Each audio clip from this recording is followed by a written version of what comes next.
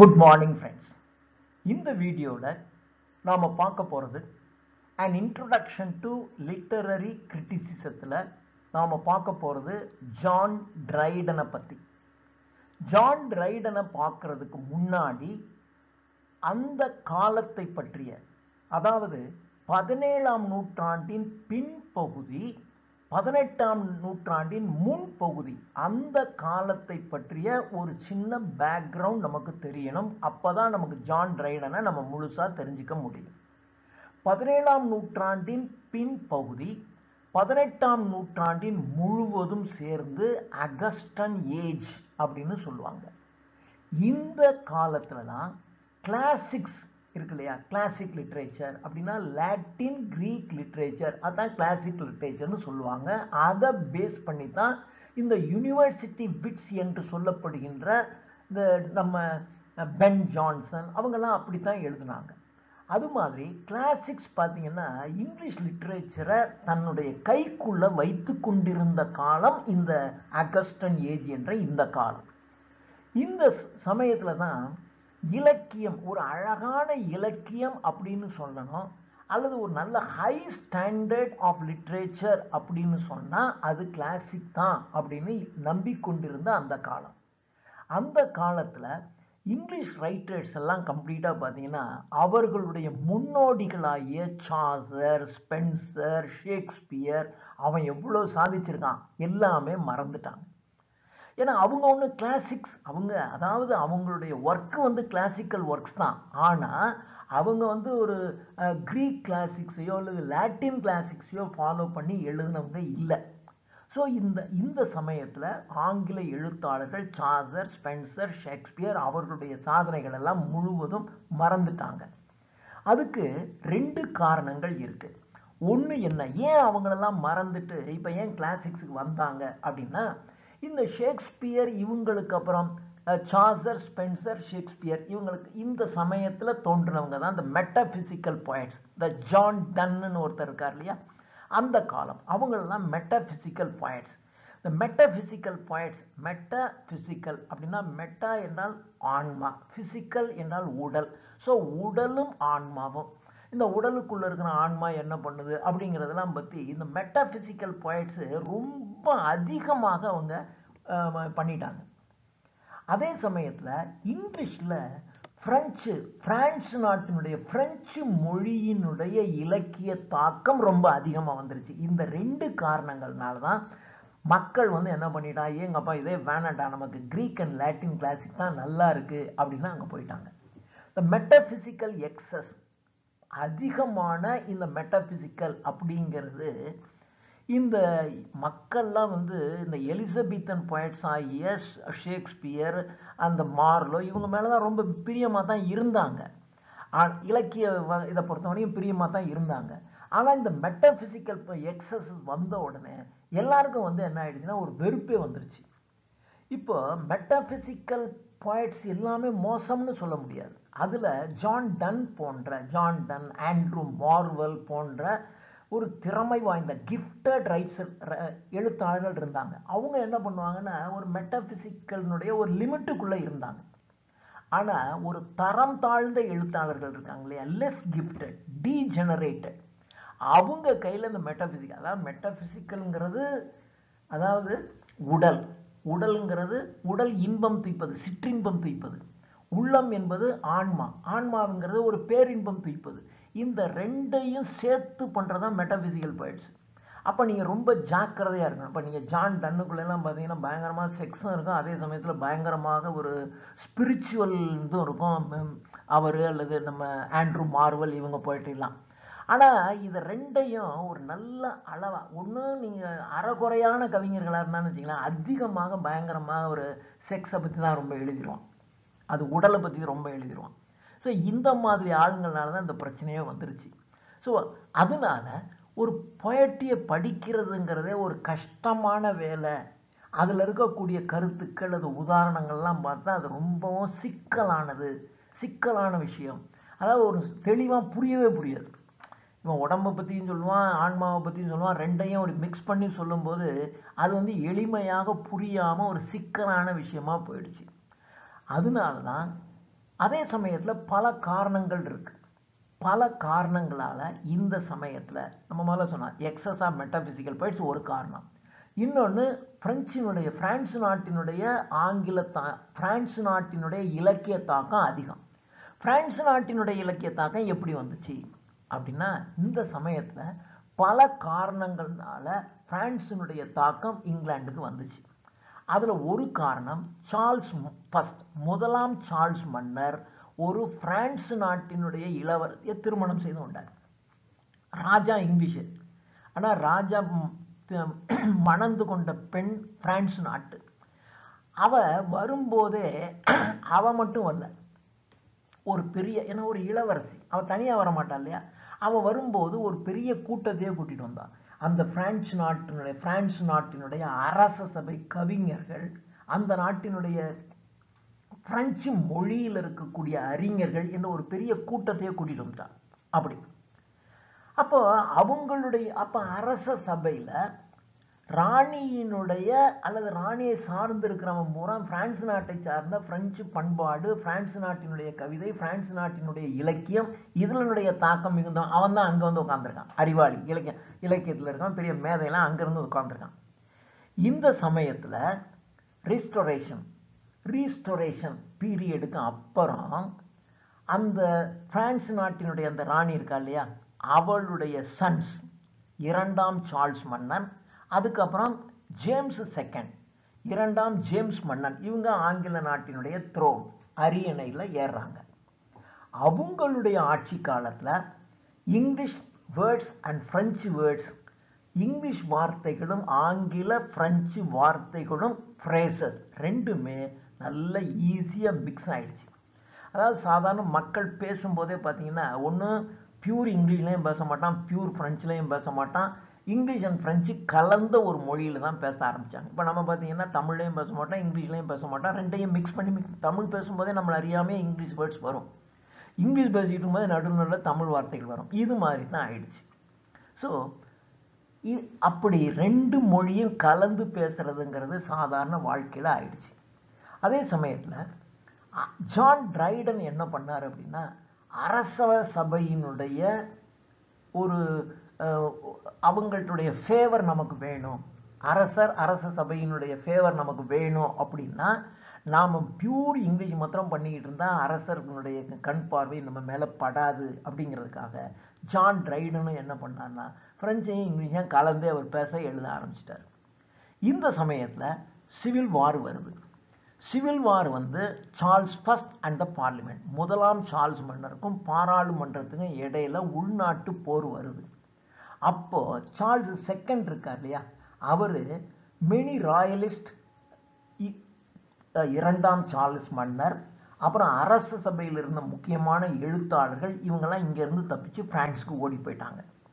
அப்படி போனவங்கள்ல வேலர், டென்ஹாம், டெவனன், கவுலி, எவர்லின், இவங்கெல்லாம் அதுக்கப்புறம் என்ன பண்ணாங்கன்னா இங்கேருந்து போயிட்டாங்க, தப்பிச்சு போயிட்டு அப்புறம் கொஞ்ச நாள் கழிச்சு இந்த கவிஞர்கள் எல்லாம் அங்கேருந்து இங்கிலாந்துக்கு வர்றாங்க. இவன் இங்கிலாண்டில் தான் இருந்தவன், ஆனால் இங்கிலாண்டில் இருந்தவன் இந்த முதலாம் சார்ல்ஸ் மன்னருக்கும் பார்லிமெண்ட்டுக்கும் இடையில உள்நாட்டு போர் வரும்போது தப்பித்து இரண்டாம் சார்ல்ஸ் மன்னரோட சேர்ந்து அங்கே ஓடி போனான். அங்கே ஓடி போய் அங்கே சில ஆண்டுகள் அங்கே இருந்தான். சில ஆண்டுகள் அங்கே இருக்கும்போது என்ன பண்ணிட்டான், அங்கே இருக்கக்கூடிய பிரெஞ்சு நாட்டினுடைய பண்பாடு, அவங்களுடைய மேனர்ஸ், அவங்களுடைய மாரல்ஸ், அவங்களுடைய உணவு, ஆடை, இலக்கியம், இதெல்லாம் இவங்க பழகிட்டு அவன் அங்கேருந்து இங்கே வர்றான். இங்கே வந்த உடனே அப்போ அவனை அறியாமலே அவன் தன்னுடைய இலக்கியத்தில் இந்த பிரெஞ்சு நாட்டினுடைய culture, manners, morals, food, dress style எல்லாத்தையும் இவன் கவிதையெல்லாம் எழுத ஆரம்பிச்சிட்டான். இதே சமயத்தில் 14ஆம் லூயி, பிரான்ஸ் நாட்டில் 14ஆம் லூயி என்கின்ற மன்னர் வந்து ஒரு பவர்ஃபுல்லான மன்னராக இருந்தான். அதனால பிரெஞ்சு அதாவது அந்த ராஜா பவர்ஃபுல்லாக இருக்கான்னு வச்சுங்க, அந்த நாட்டினுடைய எழுத்தாளர்கள்லாம் அதே மாதிரியான ரெஸ்பெக்ட் தங்களுக்கு வேணும்னு நினைப்பாங்க. இப்போ அமெரிக்கா ஒரு பவர்ஃபுல்லான நாடாக இருக்குன்னு வச்சுங்க, அமெரிக்காவிலேருந்து வரக்கூடிய ஒரு எழுத்தாளன் என்ன பண்ணுவான் அப்படின்னா தான் ஒரு பெரிய ஆளுன்னு தான் அவன் சொல்லுவான். நீங்கள் அதை ஒத்துக்கிற மாதிரி தான் இருக்கும். எங்கப்பா அவன் அமெரிக்காவிலேருந்து வந்திருக்கான்டா, அமெரிக்கன் ரைட்டர் அப்படின்னா நீங்கள் முடியுமா, அதை விட 100 மடங்கு பெஸ்ட்டாக நம்ம இதில் சாதாரண ஆளே எழுதிட்டு இருப்பான். ஆனால் அமெரிக்கா ஒரு பவர்ஃபுல் நேஷன் அப்படிங்கும்போது அந்த மாதிரி வரும். 14ஆம் லூயிக்கு அந்த பவர் இருந்ததுனால அங்கே இருந்த எழுத்தாளர்களுக்கு அதே ரெஸ்பெக்ட் தான் அவன் எடுத்துக்க ஆரம்பித்தான். அதே சமயத்தில் பிரெஞ்சுக்காரனுடைய ஒவ்வொரு வெற்றியும், அவர்கள் போரில் ஈடுபட்டு அவர்களுடைய ஒவ்வொரு வெற்றியும் இலக்கியத்திலையும் அவர்களை வெற்றியடைய வைத்தது. அதாவது அவர்களுடைய மொழியானது எல்லா இடத்துலையும், அவர்களுடைய இலக்கியமும் எல்லா இடத்துலையும் போக ஆரம்பிச்சிருச்சு. 1630 பிரெஞ்சு இலக்கியமானது அப்படியே கிளாசிக்ஸை நோக்கி போகுது. அப்போ பிரெஞ்சு இலக்கியம் கிளாசிக்ஸை நோக்கி போகுது அப்படின்னா மற்றவங்களுடைய இலக்கியமும் என்ன ஆக ஆரம்பிக்கும், கிளாசிக்ஸை நோக்கி தான் போக ஆரம்பிக்கும். இப்படித்தான் இந்த பீரியட்ல 17ஆம் நூற்றாண்டின் பின்பகுதி 18ஆம் நூற்றாண்டின் முழுமையும் இங்கிலீஷ் கிளாசிக்ஸை நோக்கி போக ஆரம்பிச்சதுக்கு இந்த 2 காரணம். ஒன்று எக்ஸஸ் ஆஃப் மெட்டபிசிக்கல் பாயிண்ட்ஸ், ரெண்டாவது இன்ஃப்ளூயன்ஸ் ஆஃப் பிரான்ஸ். இதெல்லாம் ஸோ பார்த்தீங்கன்னா இந்த பீரியடை தான் நியோ கிளாசிசிசம் அப்படின்னு சொல்லுவாங்க. இப்போ பிரெஞ்சு கிளாசிக்கல் க்ரீட், இப்போ பாய்லியூ எழுதின ஆர்ட் பொயட்டிக், பாய்லியூ என்பவன் ஒரு பிரெஞ்சு ரைட்டர், அவன் எழுதின ஆர்ட் பொயட்டிக், ராப்பின்ஸ் என்ற ஒரு பிரெஞ்சுக்காரன் எழுதின ரிஃப்ளெக்ஷன்ஸ், பாசுனுடைய ட்ரியடைஸ் ஆன் எபிக் பொயட்ரி, இதெல்லாம் பார்த்தீங்கன்னா பிரெஞ்சு கிளாசிக்கல் க்ரீடினுடைய ஒரு பெரிய ஒரு எக்ஸாம்பிள். இது பொதுவாக பார்த்தீங்கன்னா இது பொயட்ரியை மட்டும்தான் குறிக்குது. மற்ற ட்ராமா, மற்ற பிரான்ச் ஆஃப் ரைட்டிங்ஸ் இன் லிட்ரேச்சரை பற்றி சொல்லலை. ஒன்லி பொயட்ரியில் மட்டும்தான் இப்படி வருது.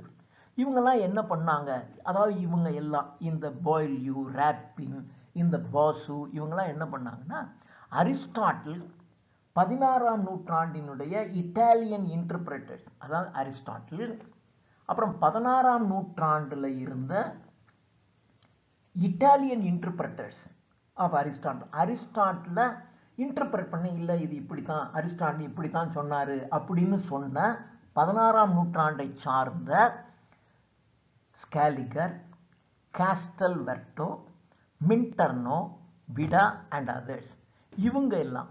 ஸோ இவங்க அரிஸ்டாட்டில் இன்டர்பிரட் பண்ணினது. அரிஸ்டாட்டில் இவங்களுடைய ஒர்க்கெல்லாம் வச்சு ஒரு செட் ஆஃப் ரூல்ஸை ஃபார்ம் பண்ணாங்க. இந்த ரூல்ஸ் எல்லாம் ஃபஸ்ட்டு பொயட்ரிக்கு தான் அப்ளை ஆச்சு, வெறும் பொயட்ரி. அதுக்கப்புறம் பார்த்தீங்கன்னா பொயட்ரியினுடைய கைண்ட்ஸ் ஆஃப் பொயட்ரி இருக்கும் இல்லையா, சட்டையர், எப்பிக், சானட், லிரிக் அப்படின்னு சொல்கிறோம் இல்லையா, அது மாதிரி அப்படியே அடுத்த அதனுடைய மற்ற வகைகளுக்கும் அப்படியே போக ஆரம்பிச்சிச்சு. இதில் இந்த ஜென்ரல் ரூல்ஸ் இருக்கு பாருங்க, இது என்ன, எதை ஸ்ட்ரெஸ் பண்ணுது, எதை வலியுறுத்தி சொல்லுது, இவங்க ஃபார்ம் பண்ண இந்த ரூல்ஸ். அப்போ கிளாசிக்ஸ்னு சொன்னாவே ஒரு ரூல்ஸ் இருக்கணும், அந்த ரூல்ஸுக்கு உட்பட்டு எழுதணும். இதுதான் கிளாசிக், ஞாபகம் வச்சுக்கணும். இந்த ரூல்ஸ் என்ன சொல்லுது அப்படின்னாக்க, டீச்சிங் ஃபங்க்ஷன் ஆஃப் பொயட்ரி. கவிதை எதை கற்றுக் கொடுக்குது, நீ ஒரு பொயட்ரி எழுதுறீங்க அல்லது பொயட்ரி நீங்கள் படிக்கிறீங்கன்னா அந்த பொயட்ரி உங்களுக்கு எதை கற்றுக் கொடுக்குதுங்கிறது தான் முக்கியம். அந்த பொயட்ரி உங்களுக்கு மகிழ்ச்சியை கொடுத்துச்சா கொடுக்கலையா, அந்த கவிதையினுடைய அழகுணர்ச்சி, இதெல்லாம் முக்கியமே இல்லை. இந்த பொயட்ரி என்ன சொல்லி கொடுக்குது, இந்த பொயட்ரியிலேருந்து நீங்கள் என்ன தெரிஞ்சுக்கிட்டீங்க, என்ன கற்றுக்கிட்டீங்க, என்ன மாரல், இதை பற்றி தான் சொல்லுது. ஸோ இதான் ஜென்ரல் ரூல்ஸ். அவங்களுக்கு டிலைட் கிவிங், ஏஸ்தட்டிக் ஆஸ்பெக்ட்ஸ், இதெல்லாம் எதை பற்றியும் அவங்களுக்கு கவலையே இல்லை. அவங்க என்ன பண்ணுவாங்கன்னா, அப்போ இதை கொடுக்கணும் அப்படின்னாக்கா அவங்க என்ன பண்ணாங்கன்னா, பழமையான அந்த கிளாசிக்ஸ், பழைய கிளாசிக்ஸ் இருக்கு இல்லையா, அதை அப்படியே அந்த கிரீக், அந்த லாட்டின் எழுத்தாளர்களுடைய அவங்களுடைய ஒர்க்கை அப்படியே குருட்டுத்தனமாக அதை அப்படியே ஃபாலோ பண்ண ஆரம்பித்தாங்க. ஸோ அப்படி ஃபாலோ பண்ண ஆரம்பித்தாங்க. அப்படி ஃபாலோ பண்ண ஆரம்பிக்கும் போது இந்த வகையான கவிதைகளினுடைய வகைகளில் அதனுடைய எய்ம், குறிக்கோள், சப்ஜெக்ட் மேட்டர் அண்ட் அதர்ஸ், இதுதான் ரொம்ப முக்கியம். ஒரு கவிதைன்னா அது அதனுடைய எய்ம் என்ன, இந்த கவிதையினுடைய குறிக்கோள் என்ன. நீங்கள் ஒரு ஒரு நைட்டிங்கேலை பற்றி பாடுறீங்க, இல்லை ஒரு அழகான ஒரு மரத்தை பற்றி, ஒரு அழகான ஒரு ஃப்ளவரை பற்றி, டேஃபடில்ஸ் அப்படின்னு வேர்ட்ஸ் ஒருத்தர் எழுதுறாரு. நீ டேஃபடில்ஸை பற்றியெல்லாம் எழுத வேணாயா, இந்த டேஃபடில்ஸ் கவிதையின் எழுதுனதுடைய நோக்கம் என்ன, இந்த கவிதையின் மூலமாக நான் அந்த மக்களுக்கு இந்த விஷயத்த சொல்ல போகிறேன் அப்படி இருக்கணும்ல. அதனால இது அதனோட எய்மு, சப்ஜெக்ட் மேட்டர் இதுதான் ரொம்ப முக்கியம், அந்த கவிதையே அவனுக்கு முக்கியமே கிடையாது அப்படின்னு.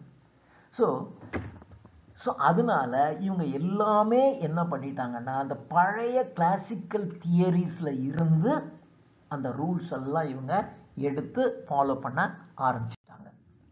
அடுத்தது த ட்ராஜடி அண்ட் காமெடி. போயட்ரிக்கு மாத்திரம் இல்லை, ட்ராஜடி அண்ட் காமெடிக்கும் அவங்க ரூல்ஸை ஃப்ரேம் பண்ணாங்க. அந்த ட்ராஜடி அண்ட் காமெடியில் பார்த்தீங்கன்னா 3 unities, the unity of time, unity of action, unity of place, இது மூணையும் கம்பல்சரியாக ஃபாலோ பண்ணணும் அப்படின்னு அவங்க ரூல்ஸ் ஃபாலோ பண்ண ஆரம்பிச்சிட்டாங்க. அது ஆரம்பத்தில் இருந்துச்சு, ஷேக்ஸ்பியர்லாம் அதை மீறி தான் எழுதினார். ஆனால் இப்போ மீண்டும் பார்த்தீங்கன்னா இந்த 3 யூனிட்டிஸை ஃபாலோ பண்ணணும் அப்படின்னு சொல்லிட்டான்.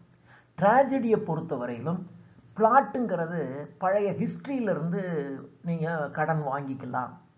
அந்த ட்ராஜிக் ஹீரோ என்பவன் ஒரு ஹை ரேங்க்ல இருக்கணும். அந்த ட்ராஜிக் ஹீரோ, அந்த ட்ராஜடியினுடைய கதாநாயகன் வந்து ஒரு பெரிய அரசனாக இருக்கணும், இளவரசனாக இருக்கணும், அல்லது ஒரு பெரிய வார் ஜென்ரலாக இருக்கணும். அப்படி ஒரு ஹை ரேங்க்ல இருக்கிறவன் தான் ஒரு ட்ராஜிக் ஹீரோவாக இருக்கணும், அது கட்டாயம்.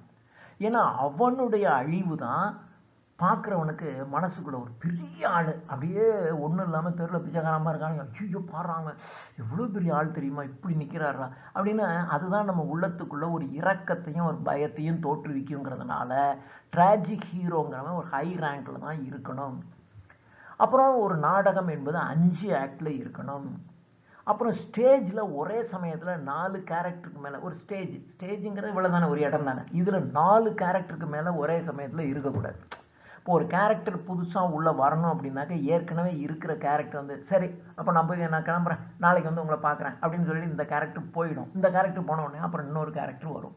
அப்போ ஸ்டேஜில் 4 கேரக்டருக்கு மேலே இருக்கக்கூடாது. இந்த ரூல்ஸ் எல்லாம் ஃபாலோ பண்ண ஆரம்பிச்சிட்டாங்க. இந்த ரூல்ஸ் தான் காமெடிக்கும் கிட்டத்தட்ட இந்த ரூல்ஸ் தான். ஆனால் ட்ராஜடியில் ட்ராஜிக் ஹீரோ வந்து ஒரு ஹை ரேங்க்ல இருக்கணும், அது ஒரு ஹிஸ்டரியிலிருந்து கடன் வாங்கப்பட்ட ஒரு அரசனாக, இளவரசனாக அப்படி இருக்கணும்னு சொன்னோம். ஆனால் காமெடிக்கு அந்த ரூல் இல்லை. காமெடிங்கிறவன் நீங்கள் என்ன பண்ணலாம், சாதாரண ஒரு லோ ரேங்க்ல இருக்கக்கூடிய ஒரு சாதாரண ஒரு ஆஃபீஸில் வேலை செய்கிற ஒரு கிளார்க்கு, ஒரு யாரை வேணாலும் இருக்கலாம், ஒரு லோ ரேங்க்ல இருக்கக்கூடிய ஒரு ஆள் வேணாலும் இருக்கலாம். ஏன்னா அவன் தான் சின்ன சின்ன தப்பு பண்ணிக்கிட்டே இருப்பான், அது மற்றவனுக்கு சிரிப்பை உண்டாக்கிட்டு. ஒரு கிராமத்தில் படிக்காதவனாக இருப்பான், அவன் பேசும்போது ஏதாவது ஏட்டிப்படியோ பேசினான்னா அவன் ஒரு சிரிப்பை உண்டாக்கிட்டு இருக்கான் இல்லையா. இதை வந்து ஒரு காமெடி வந்து ஒரு பெரிய அரசர் வந்து அதை பண்ணிக்கிட்டு இருக்க முடியாது. நீங்கள் வேணுன்னே இம்சை அரசன் 23ஆம் புலிகேசின்னு ஒன்று எடுத்துக்கிட்டு காமெடி வேணா பண்ணலாமே ஒழிய, ஒரு உண்மையிலேயே புலிகேசி என்ற மன்னன் வந்து அப்படி இருக்க மாட்டான் இல்லையா. அதனால தான் வேணுன்னே அதுக்கு இம்சை அரசன் ஒரு பேரை கொடுத்து அவனை ஒரு காமெடி பண்ண வைக்கிறது. ஸோ காமெடியில் இருக்கவன் ஒரு லோ ரேங்க்ல இருக்கலாம், அவனுடைய வீழ்ச்சி என்பது ஒன்றும் பெருசாக யாருக்கும் துன்பத்தை வரவழைக்காது. அதே சமயத்தில் ட்ராஜிக் இன்டர்மிக்சரையும் இவங்க ஒத்துக்க மாட்டாங்க. அதாவது காமெடியும் ட்ராஜடியும் ஒன்றா கலந்து ட்ராஜிக் காமெடின்னு ஒன்று இருந்துச்சு இல்லையா, இதையும் இவங்க ஒத்துக்க மாட்டாங்க. இவங்க எல்லாத்தையும் நம்ம நியோ கிளாசிசம்னு சொன்னோம் இல்லையா. இந்த நியோ கிளாசிசிசம் அதில் பார்த்தீங்கன்னா பிரான்ஸினுடைய டாமினேஷன் தான் ரொம்ப அதிகமாக இருந்துச்சு. அந்த பிரான்ஸினுடைய 2 பெரிய எழுத்தாளர்கள் கார்னைல் அண்ட் செயின்ட் எவர்மாண்ட், இவங்க தான் அந்த ஏஜினுடைய ஸ்பிரிட் ஆஃப் ஏஜினுடைய ஹையஸ்ட் போயட்ஸு இந்த பிரான்ஸினுடைய ஆட்கள் இவங்க 2 பேரும். இவங்க என்ன ஆர்கியூ பண்ணான்னா, அரிஸ்டாட்டிலுடைய ஆப்சர்வேஷன் இருக்கு பாருங்க, அது இந்த காலத்தில் ஒரு மிகப்பெரிய பிரெஞ்சு ரைட்டர்ஸாக இருந்தவங்க கார்னைல் அண்ட் செயின்ட் எவர்மாண்ட். இவன் என்ன சொல்லிட்டான் அப்படின்னா, இவன் தான் ஆர்கியூ பண்ணான். அரிஸ்டாட்டில் வந்து ஒரு ரூல்ஸை ஃப்ரேம் பண்ணார். அவர் ரூல்ஸை ஃப்ரேம் பண்ணார்னா எதை வச்சு பண்ணியிருப்பார், அரிஸ்டாட்டில் காலம் அதுக்கு முன்னாடி எழுதுனவங்க எழுத்துக்கள், ஒரு ரைட்டிங்ஸ்லாம் வச்சு அதுக்கு தானே ரூல்ஸை உண்டாக்கியிருப்பாங்க. அப்போ அரிஸ்டாட்டில் அவருக்கு முன்னாடி இருந்த இலக்கியங்களின் அடிப்படையில் தான் அவர் ரூல்ஸை ஃப்ரேம் பண்ணியிருப்பார். ஆனால் இப்போ நீங்கள் பார்த்தீங்கன்னா அரிஸ்டாட்டிலுக்கு அப்புறம் எவ்வளோ வருஷம் கழிச்சு இப்போ எவ்வளோ இலக்கியங்கள் வந்துருச்சு. அப்போ அரிஸ்டாட்டிலுக்கு பின்னாடி வந்த இலக்கியங்கள்லாம் அரிஸ்டாட்டில் பார்த்துருக்க மாட்டார், தெரிஞ்சிருக்க மாட்டார். ஸோ அவருடைய ரூல்ஸ் வந்து எப்படி இதுக்கெல்லாம் பொருந்தும் அப்படின்னு இவங்க ஒரு கேள்வியை எழுப்பி விட்டாங்க. இவங்க தான் ஆர்கியூ பண்ணான் எப்படி தான் பண்ணுறது அப்படின்னு. ஸோ அதனால இது தப்பாக தான் இருக்கும் அப்படின்னு சொல்லிட்டு அதனால அது ஒன்று. அடுத்தது பார்த்தீங்கன்னா ஒவ்வொரு நாட்டுக்கும் ஒரு தனித்தனி கல்ச்சர் இருக்கும், அவனுக்குன்னு ஒன்று இருக்கும். அதை நீங்கள் அரிஸ்டாட்டில் அவருடைய காலத்துக்கு முன்னாடி இருந்த எழுத்துக்கள் இலக்கியங்களை வச்சு தான் ரூல்ஸ் அப்ளை பண்ணியிருக்காரு. அதுக்கு பின்னாடி இருந்தவங்களுக்கு இது பொருந்தாது, அப்புறம் எல்லாத்தையும் இது பைண்ட் பண்ணாது அப்படிங்கிற மாதிரி இவர் சொல்லிட்டார். அதனால அரிஸ்டாட்டிலியன் ரூல்ஸ் வந்து அவ்வளவா எல்லாத்துக்கும் அப்ளை ஆகாது என்று அதை ப்ரொட்டஸ்ட் பண்ண ஆரம்பித்தார். அதுக்கப்புறம் ஒரு 100 வருஷம் கழிச்சு தான் இந்த நியோ கிளாசிக்கல் ட்ரெடிஷனை எதிர்த்து ஒரு புரட்சி தோன்றி மாற ஆரம்பிச்சு. ரைட். இப்போ ஜான் ட்ரைடன்ஸ் கிரிட்டிக்கல் ஒர்க். இப்போ தான் நம்ம ஜான் ட்ரைடனை பற்றி படிக்க ஆரம்பிக்கிறோம். ஜான் ட்ரைடனுடைய and essay of dramatic poetry. Dryden காலத்தில் இதுக்கு முன்னாடி ட்ரைடனுடைய எஸ்ஸே ஆஃப் ட்ராமாட்டிக் போயசியை தவிர வேற எதுவுமே கிரிட்டிசிசத்தில் ஒரு முக்கியமான கிரிட்டிசிசம் அப்படின்னு ஒன்று இல்லை. அதனால இந்த ட்ரைடன் என்னெல்லாம் சொல்றாரோ அவருடைய ப்ரிஃபேஸில் உன்னை எழுதுறதுக்கு முன்னாடி அவருடைய பிரேஸில் அவர் ஒரு பொயட்டிக்கல் ஒர்க்ஸ், அந்த பொயட்டிக்கல் ஒர்க்ஸுக்குள்ள இந்த பொயட்ரியை பற்றி அவர் ஒரு ப்ரிஃபேஸ் முன்னுரை கொடுப்பார் இல்லையா, இது எல்லாமே ஒரு சிறந்த கிரிட்டிசிசமாக அமைஞ்சிருச்சு. இந்த மாதிரியான கிரிட்டிக்கல் ரைட்டிங்கை இவர் எங்கேருந்து கற்றுக்கிட்டாருன்னா பிரான்ஸில் இருந்து தான் கற்றுக்கிட்டாரு ட்ரைடன். அதுவும் யார்கிட்ட இருந்து கற்றுக்கிட்டாருன்னா பிரான்ஸ் நாட்டினுடைய எழுத்தாளர்கள் மாண்டைன் அண்ட் கார்னைல், இந்த 2 பேர்கிட்ட தான் கற்றுக்கிட்டாரு. அதாவது ஒரு கவிதை எழுதுறது, அந்த கவிதைக்கு முன்னுரை எழுதுறது, அந்த முன்னுரை என்பதே ஒரு சிறந்த கிரிட்டிசிசமாக இருக்கும். இவருடைய essay of dramatic poesy, the epistle dedicatory of the Rival Ladies, இதுதான் அதனுடைய முழு பேர். Essay of dramatic poesy, the epistle dedicatory of the Rival Ladies. இது ஹீராயிக் கப்லெட், அதை நம்ம யூஸ் பண்ணணும். ஹீராயிக் கப்லெட்டை ஃபார் ட்ராமாவுக்கெல்லாம் ஹீராயிக் கப்லெட்டை யூஸ் பண்ணலாம் என்று அட்வைஸ் பண்ணுது இது. அதே சமயத்தில் அவர் எழுதின டெடிகேஷன் டு ஆனஸ் மிரபலிஸ் அப்படிங்கிறது 4 லைன் ஸ்டான்ஸா. 4 லைன் ஸ்டான்ஸாங்கிறது 4 லைன் ஸ்டான்ஸாவாக தான் இருக்கணும். அதனுடைய ரைம் வந்து ஆல்டர்னேட் ரைம், அதாவது A B A B A B A B A B அப்படி ஆல்டர்னேட் ரைமாக இருக்கணும். ஹீராயிக் வெர்ஸுக்கு பதிலாக ஹீராயிக் கப்லெட்டை பயன்படுத்தணும் அப்படிங்கிற 3 விஷயத்தை இவருடைய டெடிகேஷன் டு ஆனஸ் மிரபலிஸ் சொல்லுது. ஸோ அவருடைய essay of dramatic poesy, the epistle dedicatory of the Rival லேடிஸ்ங்கிறது என்ன சொல்லுது? ட்ராமாவில் நீங்கள் ஹீராயிக் கப்லெட்டை தான் பயன்படுத்தணும்னு சொல்லுது. இவருடைய டெடிகேஷன் டு ஆனஸ் மிரபலிஸ்ங்கிறது 3 விஷயத்தை சொல்லுது. ஒன்று 4 லைன் ஸ்டான்ஸாவாக இருக்கணும் போயட்ரிங்கிறது, ஆல்டர்னேட் ரைமில் இருக்கணும், ஹீராயிக் கப்லெட்டில் இருக்கணும். ஹீராயிக் வெர்ஸில் இருக்கக்கூடாது, ஹீராயிக் கப்லெட்டில் இருக்கணும்னு சொல்லுது. அடுத்தது a defence of an essay of dramatic poesy. இதுக்கு ஒரு ப்ரிஃபிக்ஸ் இருக்குது, த இண்டியன் எம்பரர். அதாவது அப்போல்லாம் 2 தலைப்பு வைப்பாங்க. ஒரு தலைப்பு அல்லது அப்படின்னு 2 தலைப்பு வைப்பாங்க. சினிமாவிலே பார்த்தீங்கன்னா அந்த பழைய சினிமாவில் 2 தலைப்பு வச்சுருப்பான். 1000 தலை வாங்கி அபூர்வ சிந்தாமணி அல்லது அப்படின்னு ஒரு பேர் வைப்பான். அது மாதிரி இவங்க எல்லாமே என்ன பண்ணுவாங்கன்னா a defence of an essay of dramatic poesy, இதற்கு ப்ரிஃபிக்ஸுங்கிறது த இண்டியன் எம்பரர். இது the duke of Lerma of heroic plays, இதுக்கு ப்ரீஃபிக்ஸ் வந்து the conquest of Granada part 1. இதை தொடர்ந்து எப்பிலாக், அதுக்கப்புறம் the defence of epilogue second part. இப்போ இது எல்லாமே ரைம்டு கப்லெட்டில் இருந்துச்சு ட்ராஜடியில். And apology for heroic poetry, இதனுடைய ப்ரிஃபிக்ஸ் வந்து த ஸ்டேட் ஆஃப் இன்னசென்ஸ். இது பாரடைஸ் லாஸ்ட்னுடைய ட்ராமாட்டிக் வெர்ஷன். பாரடைஸ் லாஸ்ட்டுங்கிறது மில்டன் எழுதுனது. அந்த மில்டன் எழுதின பாரடைஸ் லாஸ்ட்டுங்கிறது போயட்ரி வடிவம். ஆனால் அதை இவர் என்ன பண்ணியிருக்காருன்னா பாரடைஸ் லாஸ்ட்டையே ஒரு ட்ராமாவாக எழுதிட்டார். அதான் த அப்பாலஜி ஃபார் ஹீராயிக் போயட்ரி, இதனுடைய இது த ஸ்டேட் ஆஃப் இன்னசென்ஸ். இது வந்து பாரடைஸ் லாஸ்ட்னுடைய ட்ராமாட்டிக் வெர்ஷன். இந்த நாடகத்தில் இவர் மில்டனை ரொம்ப புகழ்றார். ஏன்னா மில்டனை பாரடைஸ் லாஸ்ட்டை எழுதினா, அதைத்தான் இவர் என்ன பண்ணியிருக்காரு, ட்ராமாவாக எழுதியிருக்காரு, அப்படி புகழ்றாரு.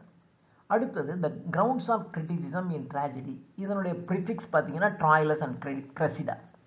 இது அரிஸ்டாட்டிலியன் தியரி ஆஃப் ட்ராஜடி இருக்கு இல்லையா, ட்ராஜடியை பற்றி அரிஸ்டாட்டில் சொன்னது. அதே சமயத்தில் ஷேக்ஸ்பியர் அண்ட் ஃப்ளெச்சர்னுடைய அச்சீவ்மெண்ட்ஸ்.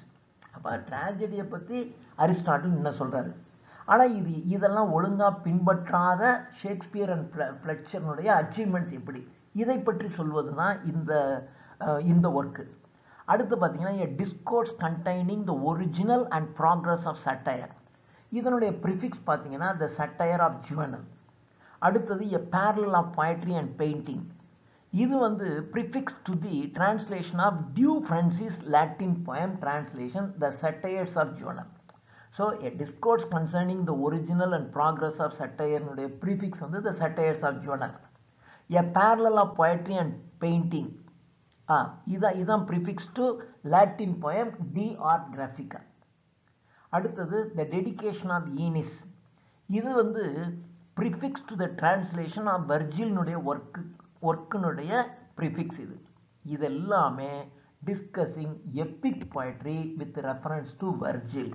இது எல்லாமே எப்பிக் poetryயை பற்றின டிஸ்கஷன் ஃபுல் அண்ட் ஃபுல். அதாவது ட்ரைடனுடைய கிரிட்டிக்கல் ஒர்க்ஸ் என்ன, அந்த ஒர்க்கெல்லாம் எதை பற்றி சொல்லுது. அப்போ இந்த புக்கெல்லாம் என்ன பண்ணுதுன்னா எப்பிக் poetry, அதனுடைய அது வர்ஜில்னுடைய எப்பிக் poetryயை ரெஃபர் பண்ணி இவங்க இதுக்கு சொல்கிறாங்க. அடுத்தது இவருடைய ப்ரிஃபேஸ் டு த ஃபேபிள்ஸ். ஃபேபிள்ஸ்னால் ஸ்டோரிஸ்னு அர்த்தம். இவர் நிறைய என்ன பண்ணியிருக்காருன்னா ட்ரைடனே ஹோமர், ஓவிட், பொக்காஷியோ இவங்களுடைய விஷயங்கள்லாம் இவர் கதையை டிரான்ஸ்லேட் பண்ணியிருக்கார். இவங்க எல்லாமே லாட்டின் இல்லையா, இந்த லாட்டின் ஸ்டோரிஸ் எல்லாம் இவர் கதையாக எழுதியிருக்கார். இந்த கதைக்கு ஒரு ப்ரிஃபேஸ் சொல்கிறார். அந்த ப்ரிஃபேஸுங்கிறது ஒரு முக்கியமான ஒரு critical work. Preface to the ஃபேபிள்ஸ்ங்கிறது ஒரு முக்கியமான கிரிட்டிக்கல் ஒர்க். அதே சமயத்தில் இவர் என்ன பண்ணுறாருன்னா இதெல்லாம் சொல்லிக்கிட்டு சாசரை அப்ரிசியேட் பண்ண மறக்கலை. சாசரை நல்லா அப்ரிசியேட் பண்ணுறாரு. ஸோ ட்ரைடனுடைய கிரிட்டிசிசம் எல்லாமே என்ன பண்ணுது அப்படின்னாக்க நேச்சர், poetry அதனுடைய ஃபங்க்ஷன், poetryனுடைய ஃபார்ம்ஸ், அப்புறம் கிரிட்டிசிசம், அப்புறம் அந்த கிரிட்டிசிசத்தினுடைய மாஸ்டர்ஸ், இதை பற்றி தான் ட்ரைடனுடைய கிரிட்டிசிசம் பூராமே சொல்லுது. ஸோ ட்ரைடன்ஸ் கிரிட்டிசிசம் எதை பற்றி சொல்லுதுன்னா அவருடைய இயற்கையை பற்றி அவருடைய சிந்தனை, poetryனுடைய ஃபங்க்ஷன் என்ன, poetry என்னென்ன ஃபார்ம் ஆஃப் poetryலாம், சப்ஜெக்டிவ் poetry, ஆப்ஜெக்டிவ் poetryலாம் இருக்கு இல்லையா, அதனுடைய ஃபார்ம்ஸ் ஆஃப் poetry, அப்புறம் கிரிட்டிசிசத்தினுடைய பிஸ்னஸ் ஆஃப் கிரிட்டிசிசம், அப்புறம் அந்த masters who interested in criticism, கிரிட்டிசிசத்தை மாஸ்டர் பண்ணவங்க யார் யார், இதெல்லாம் பற்றி தான் ட்ரைடனுடைய கிரிட்டிசிசம் சொல்லுது. அதே சமயத்தில் இவர் இங்கிலீஷ் கிரிட்டிசிசத்திற்கு ஒரு புதிய திருப்பு முனையை உருவாக்கியவர் ட்ரைடன். ஸோ இவர் என்ன பண்ணியிருக்காரு அப்படின்னா இங்கிலீஷ் ட்ரெடிஷன், அதாவது கிரிட்டிசிசத்தினுடைய இங்கிலீஷ் ட்ரெடிஷனையும் கிளாசிக்கல் கிரிட்டிசிசம் இருக்கு இல்லையா, இது ரெண்டினுடைய மெரிட்ஸையும் இவர் கம்பைன் பண்ணி இவருடைய கிரிட்டிக்கல் ஒர்க்ஸில் சொல்கிறார்.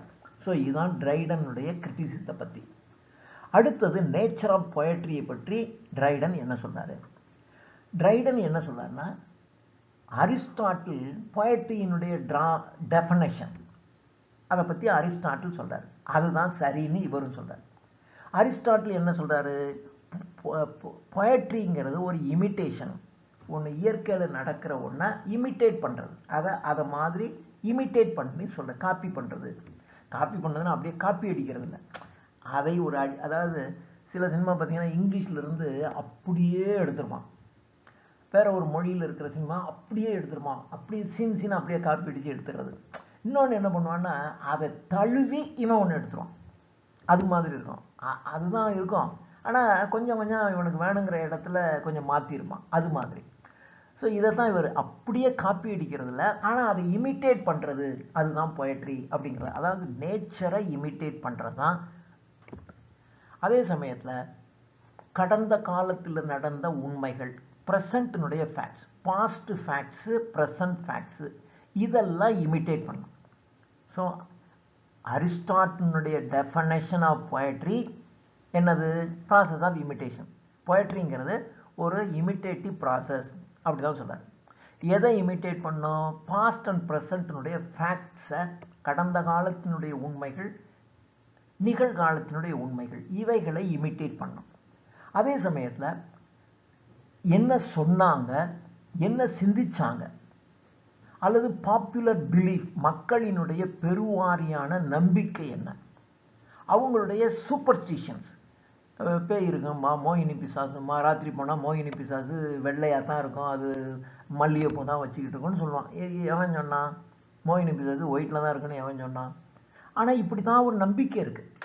இதான் சூப்பர்ஸ்டிஷன்னு பேர். இதான் பாப்புலர் பிலீஃப். மக்கள் அப்படி தான் நம்புவாங்க. மோகினி அப்படின்னு சொன்னாவே அது வெள்ளையாக தான், வெள்ளை புடவையில் தான் வரும், அது ஜல் ஜல்னு ஒரு ஜலங்கை கட்டிட்டு தான் வரும், அது வந்து மல்லிகைப்பூ வச்சுட்டு தான் வரும், அப்படிங்கிறதான ஒரு பாப்புலர் பிலீஃபு. இது ஒரு மூட நம்பிக்கை தான். ஆனால் அந்த மூட நம்பிக்கையை பற்றி ஒரு பாப்புலர் பிலீஃப் இருக்குது.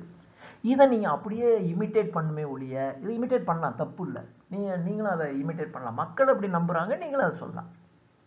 ஸோ அடுத்தது ட்ரைடன் என்ன பண்ணாரு அப்படின்னு சொன்னால், அதர் டூ ஃபார்ம்ஸ் ஆஃப் இமிட்டேஷனை ட்ரைடன் வந்து வலியுறுத்துற. என்ன அப்படின்னாக்கா, இந்த ஃபர்ஸ்ட் வியூ வந்து, அதாவது மூணு விஷயம். பொயட்ரிங்கிறது it imitates the facts of the past or the present. கடந்த கால நிகழ்கால உண்மைகளை இமிட்டேட் பண்ணுறது. ரெண்டாவது, பாப்புலர் பிலீஃப், பொதுவான மக்களின் நம்பிக்கைகள், அவர்களுடைய மூட நம்பிக்கைகளை பற்றி சொன்னது அல்லது சிந்தித்தது, இதை பற்றி. மூணாவது, ஒரு ஐடியலான ஃபார்ம், ஐடியலாக இருந்திருக்கும்ல, ஒவ்வொரு காலத்துலையும் இதுதான் ஐடியல், எங்களுக்கு இதுதான் ஐடியல் லட்சியம் அப்படின்னு இருக்குல்ல, இந்த மூணை பற்றி தான், மூணையும் இமிட்டேட் பண்ணுறதான் பொயட்ரி. இப்படி தான் அரிஸ்டாட்டில் சொல்றார். இதில் இந்த ஃபர்ஸ்ட் வியூ இருக்கு பாருங்க, அதாவது பாஸ்ட் அல்லது ப்ரெசண்ட்டினுடைய ஃபேக்டை இமிட்டேட் பண்ணுறது அப்படிங்கிறது இவருடைய காலத்தில் எல்லாருமே ஒத்துக்கிட்டாங்க. ஆனால் அடுத்த ரெண்டை ஒத்துக்கல. அதனால அடுத்த ரெண்டை பற்றி மக்களுக்கு சொல்றதுக்கு ட்ரைடன் ரொம்ப சிரமப்பட்டு வலியுறுத்தி சொன்னார். இது மூணுல நீங்க ஒன்றை ஒத்துக்கிட்டீங்க, இந்த ரெண்டும் உண்மைதான், அப்படித்தான் இருக்கும், நீங்க மூட நம்பிக்கையெல்லாம் இருக்கும், பேய் பிசாசுன்னு சொல்லுவான், பேய் இல்லை பிசாசு இல்லைன்னு நீங்க வந்து ரேஷ்னலாம் பேச முடியாது. ஷேக்ஸ்பியர் கூட தான் அவருடைய நாடகங்கள்ல, மேக்பெத்ல இருந்து ஹாம்லெட்ல இருந்து எல்லாத்துலேயும் பேய் வருது பிசாசு வருதுன்னு சொல்லிட்டு தான் இருக்காரு இல்லையா? அதுக்காக ஷேக்ஸ்பியருடைய நாடகங்கள்லாம் மோசம்னு சொல்லிட்டீங்களா? மக்கள் அப்படி நம்புறாங்க, அதை பற்றி, அதனால அவருடைய நாடகத்தில் அதெல்லாம் சொல்லிட்டார் இல்லையா? அப்படின்னு இவர் எல்லாத்தையும் இப்படி ரெண்டு விஷயங்களையும் அவர் கம்பல் பண்ண, ரொம்ப எம்பசைஸ் பண்ணி மக்களுக்கு புரிய வைக்க வேண்டிய அவசியம் வந்துருச்சு.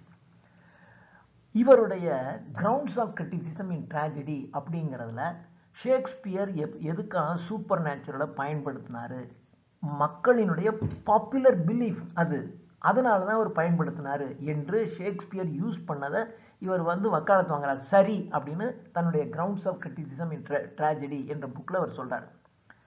அதே சமயத்தில் மூணாவது பாயிண்ட் இருக்கு பாருங்க, அதை இவரே அதாவது ரெண்டாவது பாயிண்ட்டுக்கு ஷேக்ஸ்பியர்னுடைய யூஸ் ஆஃப் சூப்பர் நேச்சுரலை வந்து பயன்படுத்தி அதை சப்போர்ட் பண்ணி இவர் சொல்றாரு. இந்த மூணாவது வியூ இருக்கு பாருங்க, இந்த மூணாவது வியூ என்பது ஒரு what the things to be in their ideal form. ஒரு திங் அதனுடைய ஐடியல் ஃபார்ம்னா என்ன, ஐடியலாக எப்படி தான் இருக்கும் அப்படிங்கிறத சொல்லணும். அதுக்கு இவர் ஒரு எக்ஸ்பிளனேஷன் சொல்றாரு. இவர் என்ன எக்ஸ்பிளனேஷன் சொல்றாருன்னா, ட்ரூத்துங்கிறது எல்லாரும் வந்து ட்ரூத் அப்படிங்கிறது, உண்மை அப்படிங்கிறத மிக உயர்வான பண்புன்னு வச்சுக்கிட்டு இருக்காங்க. அப்போ நீங்க உண்மையை கண்டுபிடிச்சிங்கன்னா அது உங்களுக்கு பிளஷர். இப்போ நான் என்பது யாரு, அப்போ நான் யார் என்ற ஒரு கேள்வி, இந்த நான் யார் என்ற கேள்விக்கு நீங்கள் விடையை கண்டுபிடிச்சிட்டீங்கன்னு எங்கப்பா நான் கண்டுபிடிச்சிட்டேன்டா, இட் கிவ்ஸ் யூ ப்ளஷர் இல்லையா? அதுதான். அப்போது இந்த ட்ரூத்துங்கிறது ஒரு உயர்ந்த விஷயம். அந்த உயர்ந்த விஷயத்தை நீங்கள் கண்டுபிடிச்சிங்க அப்படின்னா இட் கிவ்ஸ் யூ ப்ளஷர். அது மாதிரி ஒரு ட்ரூ நாலேஜ் ஆஃப் நேச்சர், இயற்கையினுடைய உண்மையான விஷயத்தை நீங்கள் தெரிஞ்சுக்கிட்டீங்கன்னா இட் கிவ்ஸ் யூ ப்ளஷர். அப்போ நீங்கள் என்ன பண்ணுவீங்கன்னா, இயற்கையை உண்மையாக புரிஞ்சுக்கிட்டு, அதாவது நீங்கள் சாவு என்பது கொடுமையானது அப்படி இப்படின்னு எழுதாமல், சாவுன்னா என்ன, அது இயற்கையில் எல்லாருக்கும் வரக்கூடியதுதான் அப்படின்னு சாவை பற்றி இயற்கை என்ன சொல்லுதுங்கிறத என்ன நமக்கு காட்டி கொடுக்குதுங்கிறத நீங்கள் அதை புரிஞ்சு நீங்கள் எழுதுனீங்கன்னு வச்சுங்களேன். அப்போ சாவை அதை படிக்கும்போது நமக்கே பரவாயில்லையே, செத்து போனால் பரவாயில்லைன்னு தோண ஆரம்பிக்கும். இவன் செத்து போனாக்க அப்படி இப்படி மக்கள் அழுகுறாங்க, எல்லாத்தையும் விட்டு பிரிஞ்சு போயிட்டாங்கன்னு ஒப்பாய் வச்சுக்கிட்டு இருந்தான்னு வச்சுங்க, அது இல்லை. இப்போ நீங்கள் நல்ல கவிதைகள் எல்லாம் பார்த்தீங்கன்னா ஒரு டெத்தை அவன் க்ளோரிஃபை பண்ணி தான் சொல்லுவான். டெத்துனால மற்றவங்க எப்படி சஃபர் ஆகுறாங்கங்கிறது வேணா அவன் சொல்லுவானே ஒழிய, மற்றபடி டெத்துங்கிறத எல்லா கவிஞரும் க்ளோரிஃபை பண்ணுவான். ஏன்னா டெத்தை அவங்க சரியாக புரிஞ்சுக்கிட்டாங்க. ஆனால் சாதாரண மக்களுக்கு டெத்துங்கிறது புரியாது. ஆனால் நல்லா படித்து நல்ல ஞானம் உடையவங்க, பெரிய ஃபிலாசபர்ஸ்க்குனா டெத்துனா என்னன்னு தெரியும். அவங்க சாவுக்கு பயப்பட மாட்டாங்க. சாவு வரும்போது அவங்க சிரிச்சுக்கிட்டே செத்து போயிடுவாங்க. ஏன்னா அதான் உண்மை, நீ செத்து தானே ஆகணும், அது அவங்களுக்கு புரியும். அதான் ட்ரூ நாலேஜ். அப்போ இந்த ட்ரூ நாலேஜ் இதுதான் நமக்கு மகிழ்ச்சியை கொடுக்குது. சாகணுங்கிறது நமக்கு வருத்தத்தெல்லாம் உண்டாக்காது. இப்படி ஒவ்வொரு விஷயம் இருக்கு இல்லையா, டெத்துன்னு நான் சொன்ன உதாரணத்துக்கு, இது மாதிரி ஒவ்வொரு விஷயத்தையும் நீங்கள் நல்லா புரிஞ்சுக்கிட்டீங்கன்னா அது உங்களுக்கு மகிழ்ச்சியை தான் கொடுக்கும். ஆனால் நீங்கள் அதை சரியாக புரிஞ்சுக்கணும் அப்படின்னு சொல்ல. ஸோ இயற்கையினுடைய சிதறிய அழகுகளை தான் நம்ம பார்க்குறோம். அதை பார்க்கும்போது நமக்கு ஒரு மகிழ்ச்சியாக இருக்குது. ஆனால் இயற்கையை ஒன்றிணைந்து அந்த கெமிஸ்ட்ரி அப்படிங்கிறது அவங்க ரெண்டு பேருக்கு இடையில கெமிஸ்ட்ரி நல்லா ஒர்க் அவுட் ஆகுது அப்படின்னா என்ன, அந்த ரெண்டு பேருடைய மனம், எண்ணம், செயல் எல்லாம் ஒன்னோட ஒன்று ஒன்றி இருக்கு அப்படிங்கிறது தான் கெமிஸ்ட்ரி ஒர்க் அவுட் ஆகுதுமா. அது மாதிரி இயற்கையினுடைய எல்லா அழகும் ஒன்றிணைந்து இருந்துச்சுன்னா அதுதான் ஒரு பெரிய அழகாக இருக்கும் அப்படின்னு சொல்ல. ஆனால் அதே சமயத்தில் இயற்கையினுடைய குறைகளும் இருக்குல்ல, இயற்கையினுடைய அழகுகளும் இருக்கு. ஆனால் அதனுடைய குறைகளை நீங்கள் பெருசுபடுத்திக்க கூடாது. இயற்கையினுடைய குறைகளை பெருசுபடுத்தாமல் அதனுடைய அழகை ஒருங்கிணைந்து அப்படி நீங்கள் பார்க்கணும் அப்படின்னு சொல்ல. ஸோ இந்த விஷயத்தில் அவர் சிட்னியினுடைய வியூவை அக்செப்ட் பண்ணுறாரு ட்ரைடன். அடுத்தது ஃபங்க்ஷன் ஆஃப் பொயட்ரி. ஆரம்ப காலத்தில் பார்த்தீங்கன்னா பிளாட்டோ பொயட்ரிங்கிறத இன்ஸ்ட்ரக்ட் பண்ணணும், அது சொல்லிக் கொடுக்கும். இப்படி தான் நீங்கள் நடக்கணும், இப்படி தான் இருக்கணும்னு அது இன்ஸ்ட்ரக்ட் பண்ணுற வேலையை தான் செய்யுது பொயட்ரி அப்படின்னு பிளாட்டோ சொன்னார். ஆனால் அரிஸ்டாட்டில் என்ன சொன்னார்னா, ஒரு பொயட்ரிங்கிறது இன்ஸ்ட்ரக்ட் பண்ணணுங்கிற அவசியம் இல்லை, டிலைட் மகிழ்ச்சியை கொடுத்தாலே போதும் அப்படின்னு அரிஸ்டாட்டில் சொல்கிறார். ஹொரேஸ் என்ன சொல்கிறாருன்னா, ஒரு பொயட்ரிங்கிறது இன்ஸ்ட்ரக்ட் பண்ணவும் செய்யணும், மகிழ்ச்சியையும் கொடுக்கணும்னு சொல்கிறார். லான்ஜினஸ் என்ன சொல்றாருன்னா, டிரான்ஸ்போர்ட்னா பேரானந்தத்தை கொடுக்கணும், ஒரு நல்ல கவிதை என்பது ஒரு பேரானந்தத்தை கொடுக்கும் அப்படின்னு சொல்றாரு. ஸோ இவங்க 4 பேரும் இப்படி சொல்றாங்க. ஆனால் ட்ரைடன் என்ன சொல்றாருன்னா, ஒரு கவிதையினுடைய முக்கியமான வேலை டிலைட் மகிழ்ச்சி. ஆனால் அது ஒரு இன்ஸ்ட்ரக்ஷன், அது ஒரு இப்படித்தான் நீங்க வாழணும், இப்படித்தான் செயல்படணும்னு உங்களுக்கு ஒரு இன்ஸ்ட்ரக்ஷன் கொடுத்துச்சுன்னா அது ரெண்டாவது ஓகே. ஆனால் ஃபஸ்ட்டு என்ன இருக்கணும், ஒரு கவிதையை படிக்கும்போது உங்களுக்கு ஒரு மகிழ்ச்சி உண்டாகணும். அது ஒரு இன்ஸ்ட்ரக்ஷன் கொடுத்துச்சுன்னா அந்த இன்ஸ்ட்ரக்ஷன் என்பது இரண்டாவது முக்கியத்துவம் அப்படின்னு ட்ரைடன் சொல்லிடுறார். ஸோ ட்ரைடனின் கூற்றுப்படி ஒரு கவிஞன் என்பவர் ஒரு டீச்சராக இருக்கணுங்கிற அவசியம் இல்லை. டீச்சராகவோ அல்லது அப்படியே இயற்கையை இமிட்டேட் பண்ணுற ஒரு ஃபோட்டோகிராஃபர் என்ன பண்ணுவார், அப்படியே ஃபோட்டோ எடுப்பான், அப்படியே இருக்கும். அப்படி இருக்கக்கூடாது. ஒரு கவிஞன் என்பவன் ஒரு டீச்சராகவோ அல்லது ஃபோட்டோகிராஃபர் மாதிரி அப்படியே இமிட்டேட் பண்ணுற ஆளாகவோ இருக்கக்கூடாது. அவன் ஒரு கிரியேட்டர், ஒரு புதிதாக ஒன்றை உருவாக்கக்கூடியவனாக இருக்கணும். அவன் ஒரு புதுசை உருவாக்கணும். அந்த புதுசுங்கிறது ஒரிஜினல் மாதிரி இருக்கணும், அடிப்படையில் ஒரிஜினல் மாதிரி இருக்கணும். ஆனால் அதே சமயத்தில் அதனுடைய மேலெழுந்த மாதிரி பார்த்தீங்கன்னா ஒரு டிஃப்ரெண்ட்டாக இருக்கணும். அப்போ ஃபோட்டோகிராஃபிங்கிறது அப்படியே நேச்சராக அப்படியே படம் பிடிக்கும். நீ அடிப்படையில் நேச்சர் தான் முக்கியம். நீ அடிப்படையில் நேச்சரை வச்சுக்கிட்டு ஆனால் அதனுடைய மேலே எழுப்புற கட்டடம் இருக்கு பாருங்க, அது உங்களுடைய கிரியேட்டிவாக இருக்கணும் அப்படிங்கிறார். ஸோ இது ஒரு நல்ல ஆர்ட்டுங்கிறது ஒரு காப்பியாக இருக்கக்கூடாது அப்படின்னு சொல்லிட்டு இதை தான் அரிஸ்டாட்டிலும் சொல்கிறான். இப்படி தான் சொன்னார். இதில் ஒரு poet's ஒர்க்குங்கிறது எப்படி இருக்குன்னா, in this part of the poet's work Dryden feels அப்போ நீங்கள் கிரியேட் பண்ணணும். அதாவது பொயட் நேச்சரை பேஸாக வச்சுக்கணும். ஆனால் அதுக்கு மேலே நீங்கள் அந்த மேலே அமைப்பு இருக்குது பாருங்கள், அது உங்களுடைய கிரியேட்டிவாக இருக்கணும். அப்போ இந்த இடத்துல கிரியேட்டிவாக இருக்கணும் அப்படின்னா என்ன இருக்கணும், ஒரு ஃபேன்சி, இமேஜினேஷன் வேணும். ஸோ அப்போ அதனால தான் ட்ரைடன் என்ன சொல்கிறாருன்னா த நெசசிட்டி ஆஃப் ஃபேன்சி.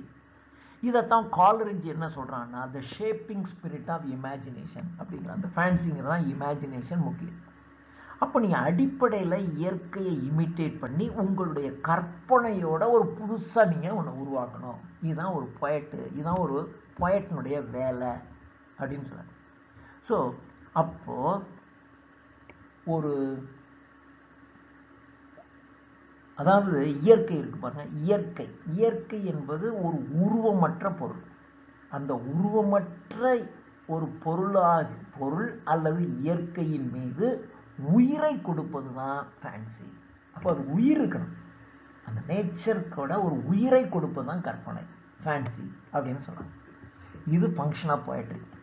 அடுத்தது ட்ராமாட்டிக் பொயட்ரி. ட்ராமாட்டிக் பொயட்ரிங்கிறத பற்றி ட்ரைடன் என்ன சொல்றாரு, அதாவது ட்ராமாவில் பயன்படுத்துறது. இப்போ ட்ரைடன் காலத்துல எல்லாம் பிரெஞ்சு பிளேஸ் பிரெஞ்சு நாடகங்கள்லாம் அந்த 3 யூனிட்டிஸையும் ஸ்ட்ரிக்டாக கடைபிடிக்கும். அதே சமயத்தில் ட்ராஜடி அண்ட் காமெடியை கம்பைன் பண்ண மாட்டாங்க.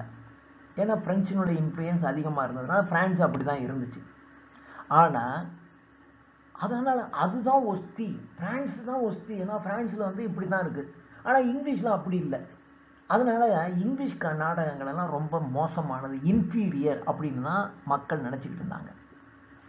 அவங்க கண்ணில் த கிரேட் எலிசபெத்தன் இருக்காங்க இல்லையா, நம்ம பென் ஜான்ஸ், நம்ம ஷேக்ஸ்பியர், மார்லோ, இவங்க எல்லாமே அவங்களுடைய கிரேட்னஸ் தெரியல. அவங்களெல்லாம் கிரேட்னஸ் இல்லை. ஏன்னா பிரெஞ்சுக்காரன் சொல்லிட்டான், பிரெஞ்சுக்காரன் இப்படி சொல்லியிருக்கான், 3 யூனிட்டிஸ் முக்கியம், ட்ராஜடி அண்ட் காமெடி கம்பைன் பண்ணக்கூடாது.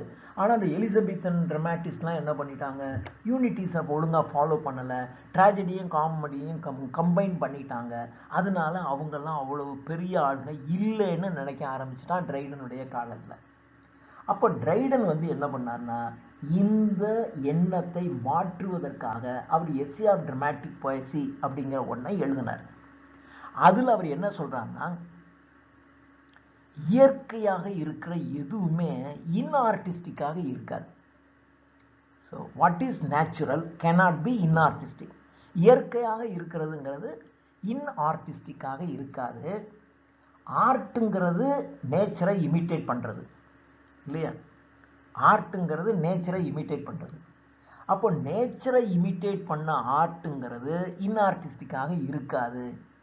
இப்போ நேச்சர் இயற்கையில் பார்த்தீங்கன்னா அப்படின்னு சொல்கிறார், இயற்கையில் ஜாய் அண்ட் பெயின், சந்தோஷம் வேதனை, இது ரெண்டும் பார்த்தீங்கன்னா பக்கத்தில் தான் இருக்கும்.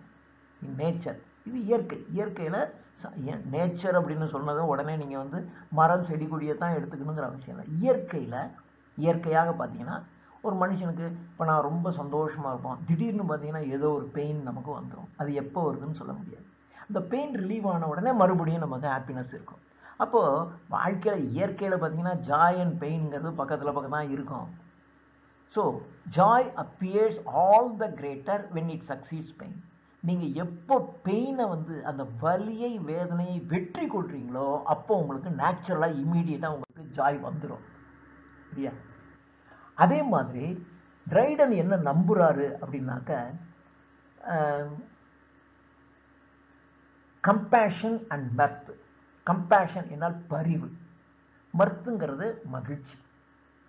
ஒரே சப்ஜெக்ட்ல கம்பேஷன் அண்ட் மர்த் ரெண்டும் இருந்துச்சுன்னா இது டிஸ்ட்ராய் ஈச் அதர், இது ஒன்னொன்னு கொன்னுடும் அப்படின்னு நம்புறாங்க. ஆனா ட்ரைடன் என்ன பண்ணாருன்னா அப்படியும் அவர் நம்புறாரு. ட்ரைடன் என்ன பண்றாரு அப்படின்னாக்க கிளாசிக்கலை தான் அவர் விரும்பினார். அதாவது அவருடைய கண்ட்ரிமென்னை விட, அதாவது இங்கிலீஷ்காரனை விட கிளாசிக்கலை தான் பேசிக்கா. அதாவது ட்ரைடன் என்ன சொன்னார்னாலும் ட்ரைடனுடைய அடிப்படை என்னன்னாக்கா அந்த கிரீக் அண்ட் லாட்டின் கிளாசிக்ஸை தான் அவர் பேசிக்காக விரும்புவார். அப்படி இருந்துச்சு. அடுத்தது கிளாசிக்கல் பிளேஸ், அதாவது Greek and Latin plays and French plays, இது எல்லாமே என்ன பண்ணுனாக்க ஸ்டேஜில் நம்ப முடியாத காட்சிகளை காட்டக்கூடாது அப்படின்னு சொல்லும். பழைய கிரீக் அண்ட் லாட்டின் டிராமாஸ்லையும் பிரெஞ்சு நாடகங்கள்லையும் ஸ்டேஜில் நாடக மேடையில் நம்ப முடியாத காட்சிகள்.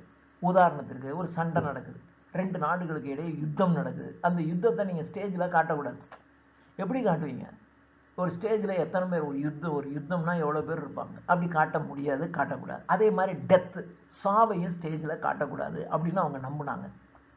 ஏன் டெத்தை காட்டக்கூடாதுன்னா, டெத்துங்கிற சாவை உண்மையான டெத்தினுடைய உச்சத்தை உண்மையாக ஒருத்தன் நடிச்செல்லாம் காட்ட முடியாது.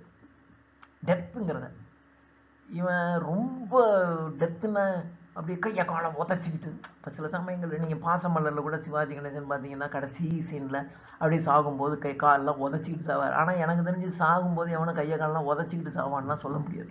அப்போ சாவை நீங்கள் ஆக்சுவலாக இப்படி தான் செத்தான்னு நீங்கள் எப்படி காட்டுவீங்கல்ல? செத்தவன் சாகுறவனுக்கு அவன் என்ன உணர்வு இருந்துச்சுங்கிறது உங்களுக்கு எப்படி தெரியும் இல்லையா? நீங்களா கையை காலை உதச்சிக்கிறீங்க, ஆனால் ஒருத்தனும் கையை காலை உதச்சிட்டு தான் சாகுறானா?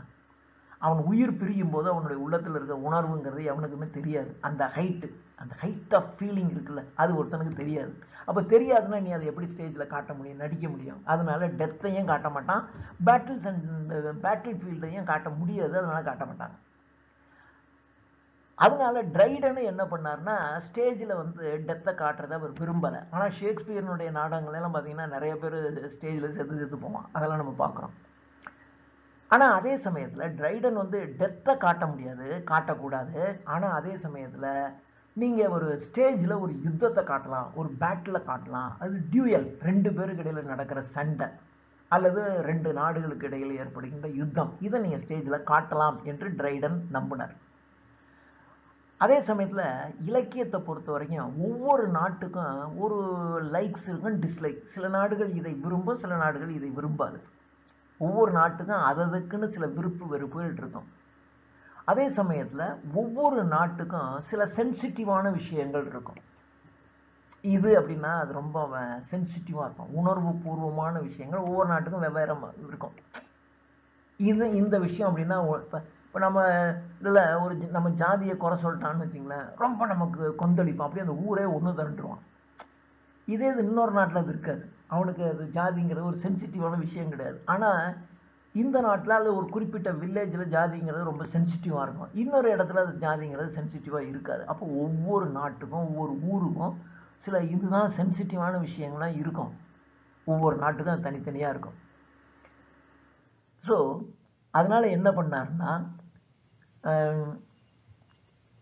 இதெல்லாம் வந்து அதே சமயத்தில் சில காட்சிகள் பார்த்தீங்கன்னா கோரமாக இருக்கும். அந்த கோரமான காட்சிகளெல்லாம் ஸ்டேஜில் காட்டாமல் அவைகளெல்லாம் ஒரு செய்தியாக சொல்லிடணும். இப்போ இந்த இதெல்லாம் வரும், அடுத்த சீனில் வரும்போது, அவர் மொத்தம் உயிரோடு இருந்திருந்தாருன்னா பாரு, இந்த ஆக்சிடெண்ட்டில் அவர் செத்து போயிட்டாரு, அவர் மொத்தம் சாகாமல் உயிரோடு இருந்திருந்தாருன்னா இப்போ எப்படி இருந்திருக்கும் தெரியுமா அப்படின்னு சொல்லுவான். அப்படி சொல்லும்போது கேட்குறவன் என்ன பண்ணுவான், ஓ அவன் செத்து போயிட்டான் போல இருக்கு, அவன் செத்ததை நீங்கள் காட்ட வேண்டாம். ஆனால் அடுத்த சீனில் அப்படி சில சினிமாவெல்லாம் பார்ப்பான், உயிரோடு இருப்பான், டக்குன்னு அடுத்த சீனில் பார்த்தீங்கன்னாக்கா அவன் ஃபோட்டோ வச்சு அந்த ஃபோட்டோவுக்கு ஒரு மாலையை போட்டுருவான், அதை ஒரு காட்டுவான், காட்டிட்டு அடுத்த சீனுக்கு போவான். அடுத்த சீனுக்கு போகும்போது நீங்கள் புரிஞ்சுக்கணும் அவன் காலி ஆகிட்டான், அப்பா செத்து போயிட்டார் அல்லது தாத்தா செத்து போயிட்டார் நீங்கள் எடுத்துக்கணும்.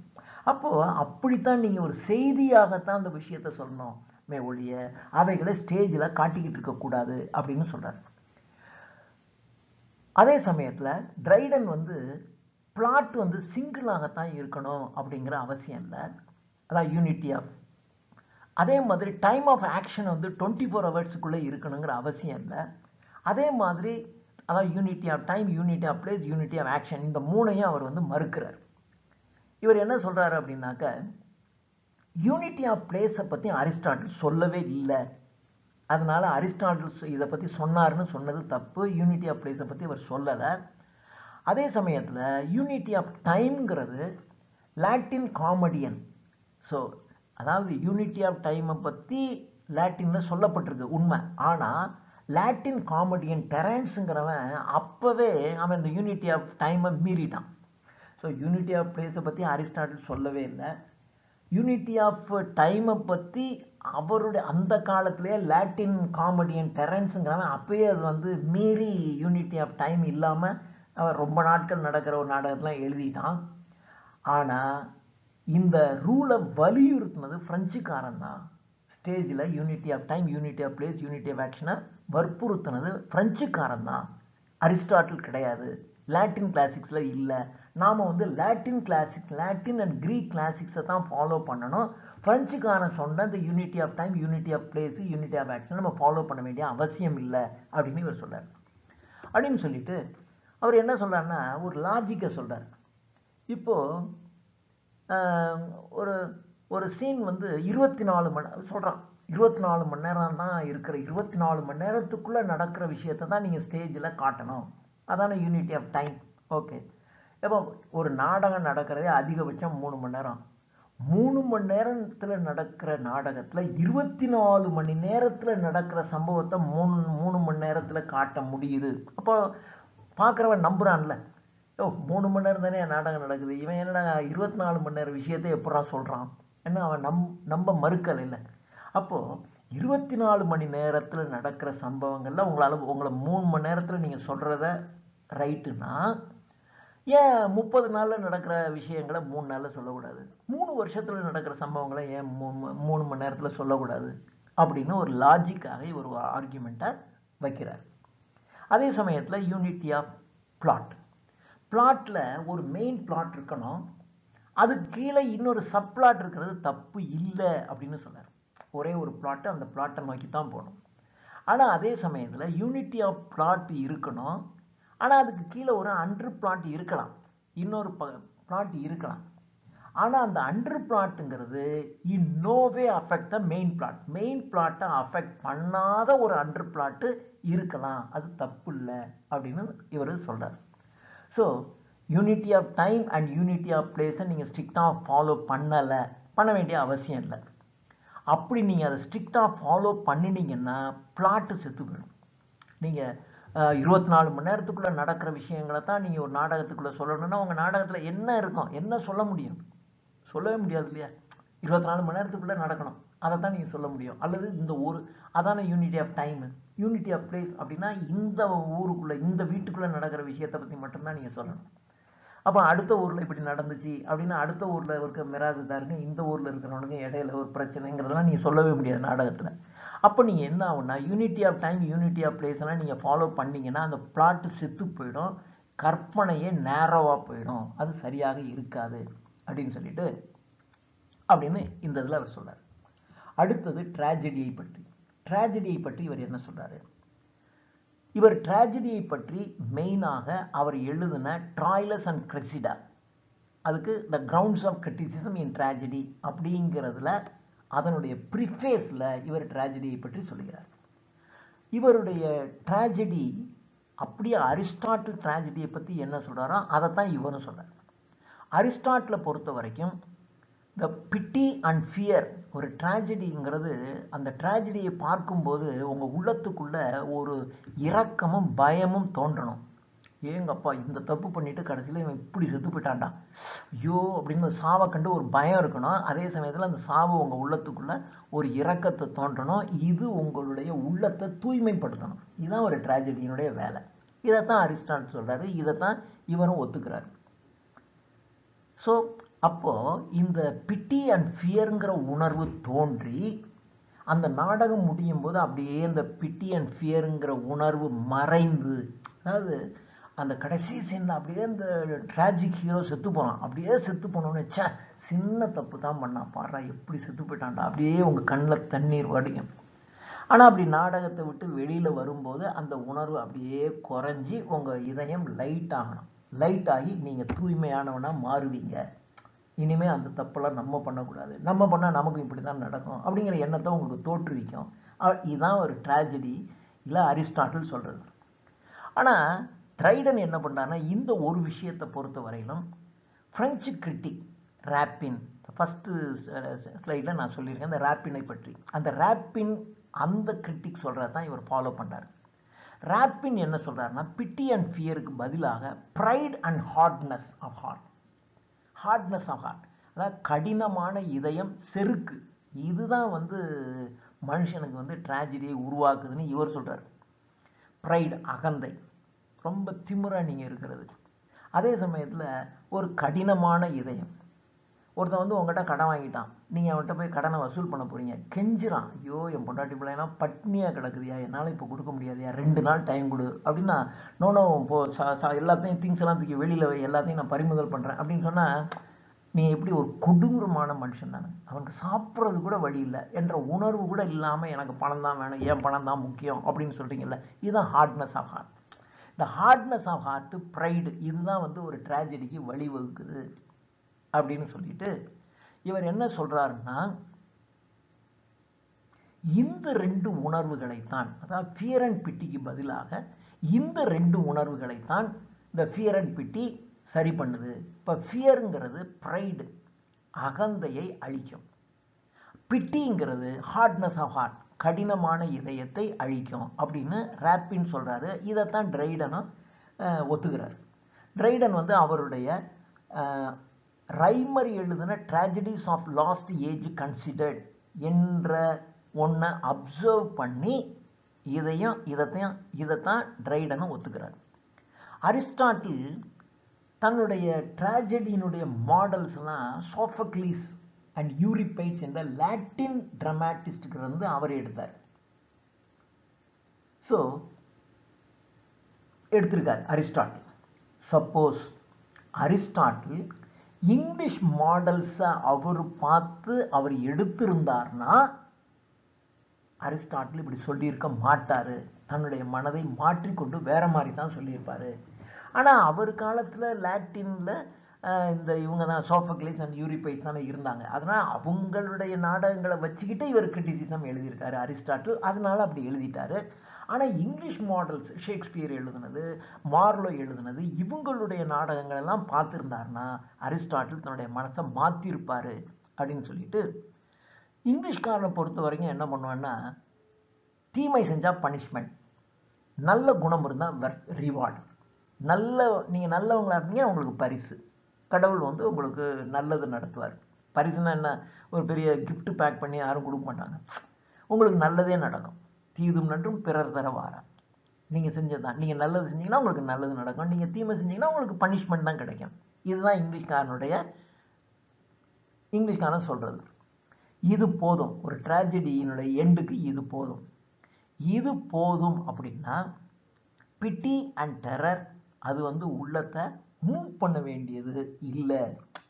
அவ்வளோதான். ஏன் நீங்கள் நல்லது செஞ்சீங்கன்னா உங்களுக்கு நல்லது நடக்கும், நீங்கள் தீமை செஞ்சீங்கன்னா உங்களுக்கு தண்டனை கிடைக்க போகுது, இவ்வளோதானே. அப்போ இதுக்கு போய் உங்கள் உள்ளத்துக்குள்ளே ஒரு பிட்டி அண்ட் டெரர்லாம் ஏற்படுத்தி உங்கள் உள்ளத்தை அப்படியே போட்டு அசைக்கணுங்கிற அவசியம் இல்லை அப்படிங்கிற மாதிரி இது போகுது.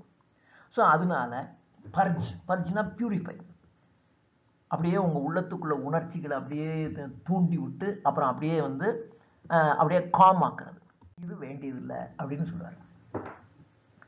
அடுத்தது ட்ரைடன் வந்து அரிஸ்டாட்டிலையும் ஹொரேஸையும் ஃபாலோ பண்றாரு. அதாவது டிராஜிக் ஹீரோவை பொறுத்த வரையிலும், ஒரு டிராஜிக் ஹீரோ எப்படி இருக்கணும் அப்படிங்கிறதை பொறுத்த வரையிலும் Triton follows Aristotle and Horace. அதே மாதிரி மற்ற கேரக்டர்ஸ், ஒரு ட்ராஜடியில் இருக்கிற மற்ற கேரக்டர்ஸ் எப்படி இருக்கணும், டிராஜிக் ஹீரோ எப்படி இருக்கணும் அப்படிங்கிறத அரிஸ்டாட்டிலும் ஹொரேஸும் சொல்றாங்க. அவங்க சொல்றதான் சரி அப்படின்னு ட்ரைடன் சொல்றாங்க. ஒரு டிராஜிக் ஹீரோங்கிறவன் ஒரு நற்குணம் உடையவனாக இருக்கணும், ஒரு நற்குணம் உடையவனாக இருக்கணும். அந்த நல்ல குணமுடையவனாக ஒருத்தன் இருந்து அவனுக்கு துன்பம் வரும்போதுதான் மக்களுடைய மனம் வந்து அவனுக்காக பரிதவிக்கும். ஒரு வில்லன் வந்து கடைசியில் செத்து போறான்னு வச்சுங்களேன், அப்பாடா தொலைஞ்சான் அப்படித்தான் நம்ம உள்ளத்துல உணர்வு இருக்கும். ஆனா அதே ஒரு சமயத்துல ஹீரோ எல்லாத்துக்கும் நன்மை செய்யறவன் கடைசியில வந்து ஒருத்தரை காப்பாத்தி கடைசியில செத்து போயிடறான் அப்படின்னு ஒரு ஐயோ செத்து போயிட்டானே நமக்கு உள்ளத்துல அப்பதான் ஒரு பரிதவிப்பு தோன்றும்.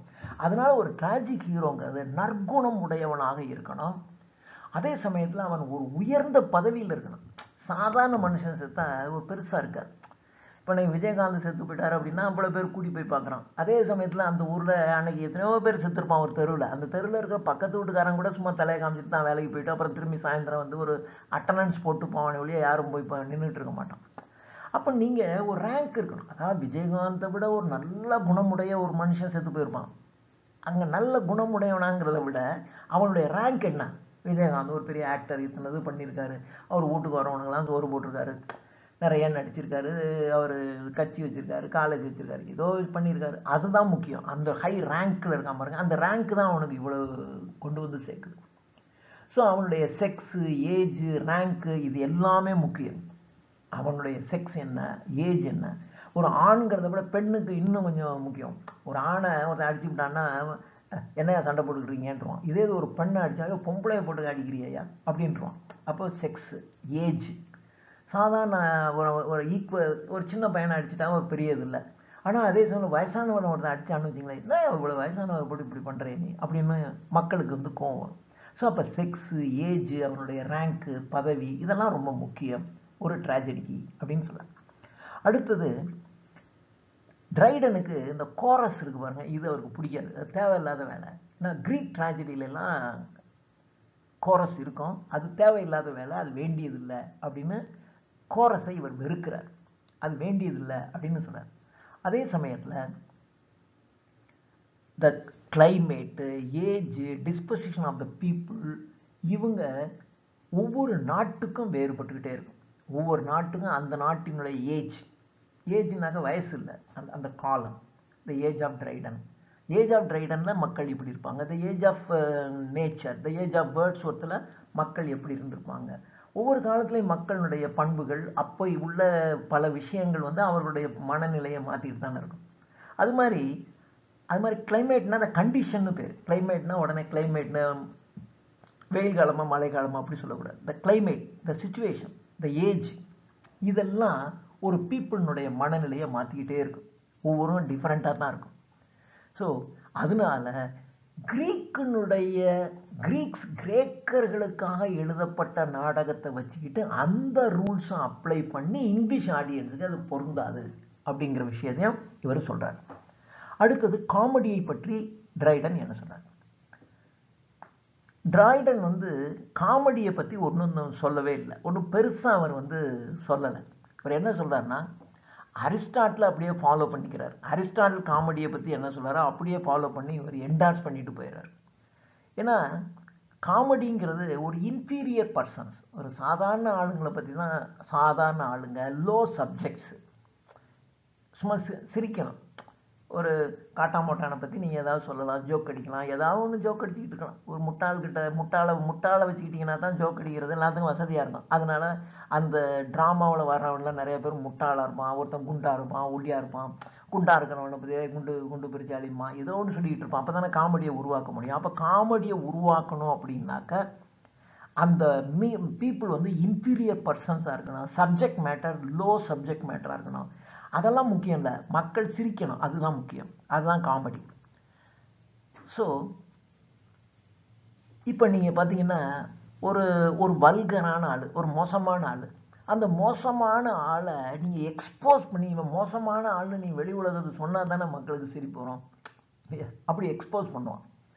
ஃபார்ஸுங்கிறது காமெடியிலேருந்து கொஞ்சம் டிஃப்ரெண்ட்டானது ஃபார்ஸ். ஃபார்ஸுங்கிறது சும்மா கேலி பண்ணுறது, உருவ கேலி பண்ணுறதுலாம் ஃபார்ஸ்.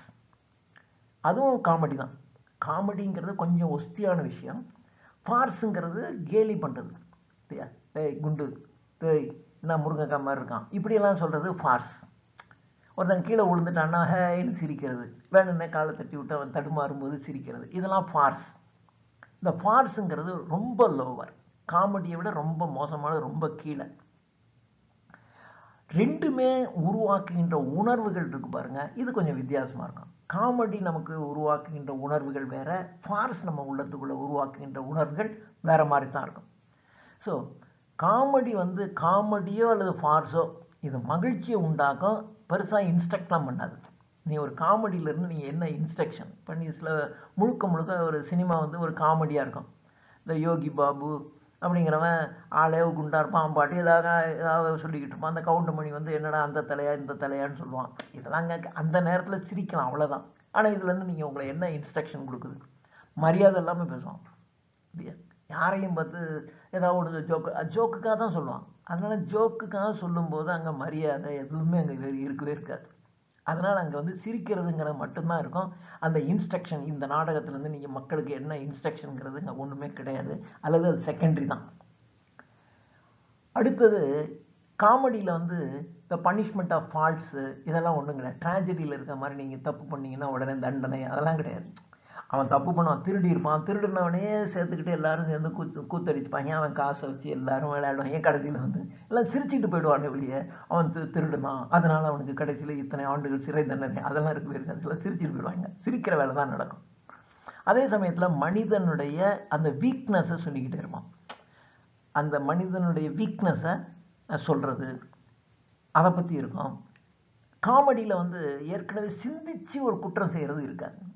அதாவது காமெடியில் ரொம்ப சிந்திச்செல்லாம் ஒருத்தன் க்ரைம் பண்ணவே மாட்டான். சும்மா ஏதாவது ஒரு தப்பு பண்ணிவிடுவான். அப்படி ஒரு பிக் பாக்கெட் பண்ணுவான், அது காமெடியாக தான் இருக்கும், அப்படி பண்ணிவிடுவான். ஹியூமர்ஸுங்கிறது reproduce the follies and extravagance of Bedlam. So இது மனித தவறுகளை வைத்துக்கொண்டு பெட்லாம்னா கொஞ்சம் பைத்தியம், ஒரு பைத்தியக்காரத்தனத்தினுடைய ஒரு பைத்தியக்காரத்தனம் அல்லது நாம் செய்கிற சின்ன சின்ன தப்புங்க, இந்த தப்புக்களை காட்டி நம்ம சிரிக்க வைக்கிறது தான் ஒரு காமெடியினுடைய வேலை. ஸோ ஆனால் ட்ரைடன் என்ன விரும்புகிறான்னா, நீங்கள் சிரிக்கணும், ஆனால் அந்த சிரிக்கிறதுல ஒரு ரிஃபைண்டாக இருக்கணும். ஒரு ரஃப்பான காமெடி இருக்கக்கூடாது. ஒருத்தனை வந்து அவ அப்படி இருக்கா பாரு அப்படி சொல்லி எல்லாரையும் சிரிக்க வைக்க அப்படி இருக்கக்கூடாது. ஒரு அப்படி நீங்கள் சொல்கிறதுல ஒரு நல்ல ரிஃபைன் ஒரு பண்போடு இருக்கும். அதை அந்த கேட்குறவங்களுக்கு ஒரு மகிழ்ச்சியாக இருக்கும். சிரிக்க வைக்கிறாங்கிற பேரில் காதுலேயே கேட்க முடியாத அல்லது பார்க்க முடியாத விஷயங்களை சொல்லிக்கிட்டு பேசிக்கிட்டு இருக்கக்கூடாது. இதை அவர் விரும்பலை. இதுதான் இவர் காமெடியை பற்றி இவருடைய எண்ணம். அடுத்தது எப்பிக்கை பொறுத்த வரைக்கும், epic Ithikasam, paradise last season epic, Mahabharata and Ramayana இதெல்லாம் ஒரு எப்பிக். பிரெஞ்சு கிரிட்டிக்ஸு பிரெஞ்சு கிரிட்டிக்ஸு என்ன சொல்கிறாங்க, அரிஸ்டாட்டில் சொல்கிறத விட எப்பிக்கை வந்து பிரெஞ்சு கிரிட்டிக்ஸ் என்ன சொல்கிறாங்களோ அதை இவர் ஒத்துக்கிறார். எப்பிக்குங்கிறது ட்ராஜடியை விட சுப்பீரியர் அப்படின்னு சொல்கிறார். ட்ராஜடிங்கிறது ஒரு சின்ன ஒரு ட்ராஜடிங்கிற அவ்வளோதானே, ஒரு 2-2.5 மணி நேரம் நடக்கிற ஒரு ட்ராமா. ஆனால் ஒரு எப்பிக்குங்கிறது அப்படி இருக்காது, பல தலைமுறைகளையே சொல்லும் இல்லையா. நீங்கள் பேரடைஸ் லாஸ்ட் எடுத்துங்க, உலகம் தோன்றுனது, அப்புறம் முதல்ல தோன்றின ஆடம் அண்ட் ஈவு, அப்புறம் அந்த ஆடம் அண்ட் ஈவு சொர்க்கத்திலிருந்து வெளியேற்றப்பட்ட விஷயம், இதெல்லாம் எவ்வளோ காலங்களாக இருக்கும். நீங்கள் மகாபாரதம்லாம் எடுத்துங்க, அவனுக்கு அடுத்தது இவன் தலைமுறை, அடுத்த தலைமுறை திருத்தராஷ்டிரர்கள் அப்படின்னு அது ஒரு பெரிய தலைமுறையான விஷயங்கள் இருக்கும். ஆனால் ட்ராஜடிங்கிறது அப்படி இல்லை, ஒரு 2.5 மணி நேரத்தில் நடக்கிற ஒரு விஷயம் தான். ஒரு ஷார்ட்டர் கேம்பஸில் நடக்கிற விஷயங்களை ட்ராஜடி சொல்லிடும். ட்ராஜடியை வந்து இதைத்தான் ட்ராஜடி ஒஸ்தின்னு சொல்கிறாங்க, இதை சொல்லுவான். ட்ராஜடி பாருங்கள், ஒரு சின்ன பீரியடுக்குள்ளே ஒரு மனசுக்குள்ளே ஒரு உள்ளத்துக்குள்ளே ஒரு உணர்வுகளை உருவாக்கி இப்படியெல்லாம் பண்ணிடுது, அதனால ட்ராஜடி ஒஸ்தி.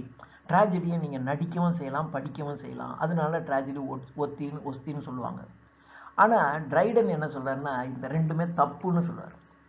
இவர் என்ன சொல்கிறாருன்னா, சின்ன ஒரு 2.5 மணி நேரத்துக்குள்ளே நடக்கிற ஒரு ட்ராஜடிக்குள்ளே நீ இவ்வளோ விஷயத்த சொல்ல முடியும்னு நீ நம்புனா, இவ்வளவு பெரிய பீரியடுக்குள்ளே நடக்கக்கூடிய ஒரு எப்பிக் வந்து எவ்வளோ பெரிய விஷயத்த உங்களுக்கு சரியாக சொல்லிடும். இப்போ மஷ்ரூம், காளான் வந்து சும்மா ராத்திரி ஒரு மழை பெஞ்சிச்சுன்னா அடுத்த நாள் காளான் முளைச்சிருது, அதே மாதிரி சீக்கிரம் போயிடும். ஆனால் ஒரு பீச்சுங்கிற ஒரு ஃப்ரூட்டுங்கிறது இந்த இப்படி ராத்திரி மழை பெஞ்சோன்னா காலைல பீச்சு ஃப்ரூட்லாம் முளைக்காது இல்லையா. அது அப்படியே வரணும், அடுத்தது ஒரு சீசன் வந்தால் தான், 1 வருஷம் ஆகும் அந்த பீச்சு மரம் வந்து பழங்கள் கிடைப்பதற்கு. அதனால எது ஒஸ்தி? மஷ்ரூம் தான். ட்ராஜடிங்கிறது ஒரு மஷ்ரூம், காளான் மாதிரி. ஆனால் எப்பிக்குங்கிறது பீச்சுங்கிற ஒரு பழம் மாதிரி அப்படின்னு சொல்லிட்டு, அதனால இதுதான் ஒஸ்தி. இப்போ ஒரு பெரிய ஆர்மி, ஒரு பெரிய படையெடுப்பு, இதை நீங்கள் ஸ்டேஜில் காட்டலாம், ஆனால் நல்லா காட்ட முடியாது. சும்மா 4-5 பேர் 10 பேர் சண்டை போகிற மாதிரி தான் காட்டலாம்.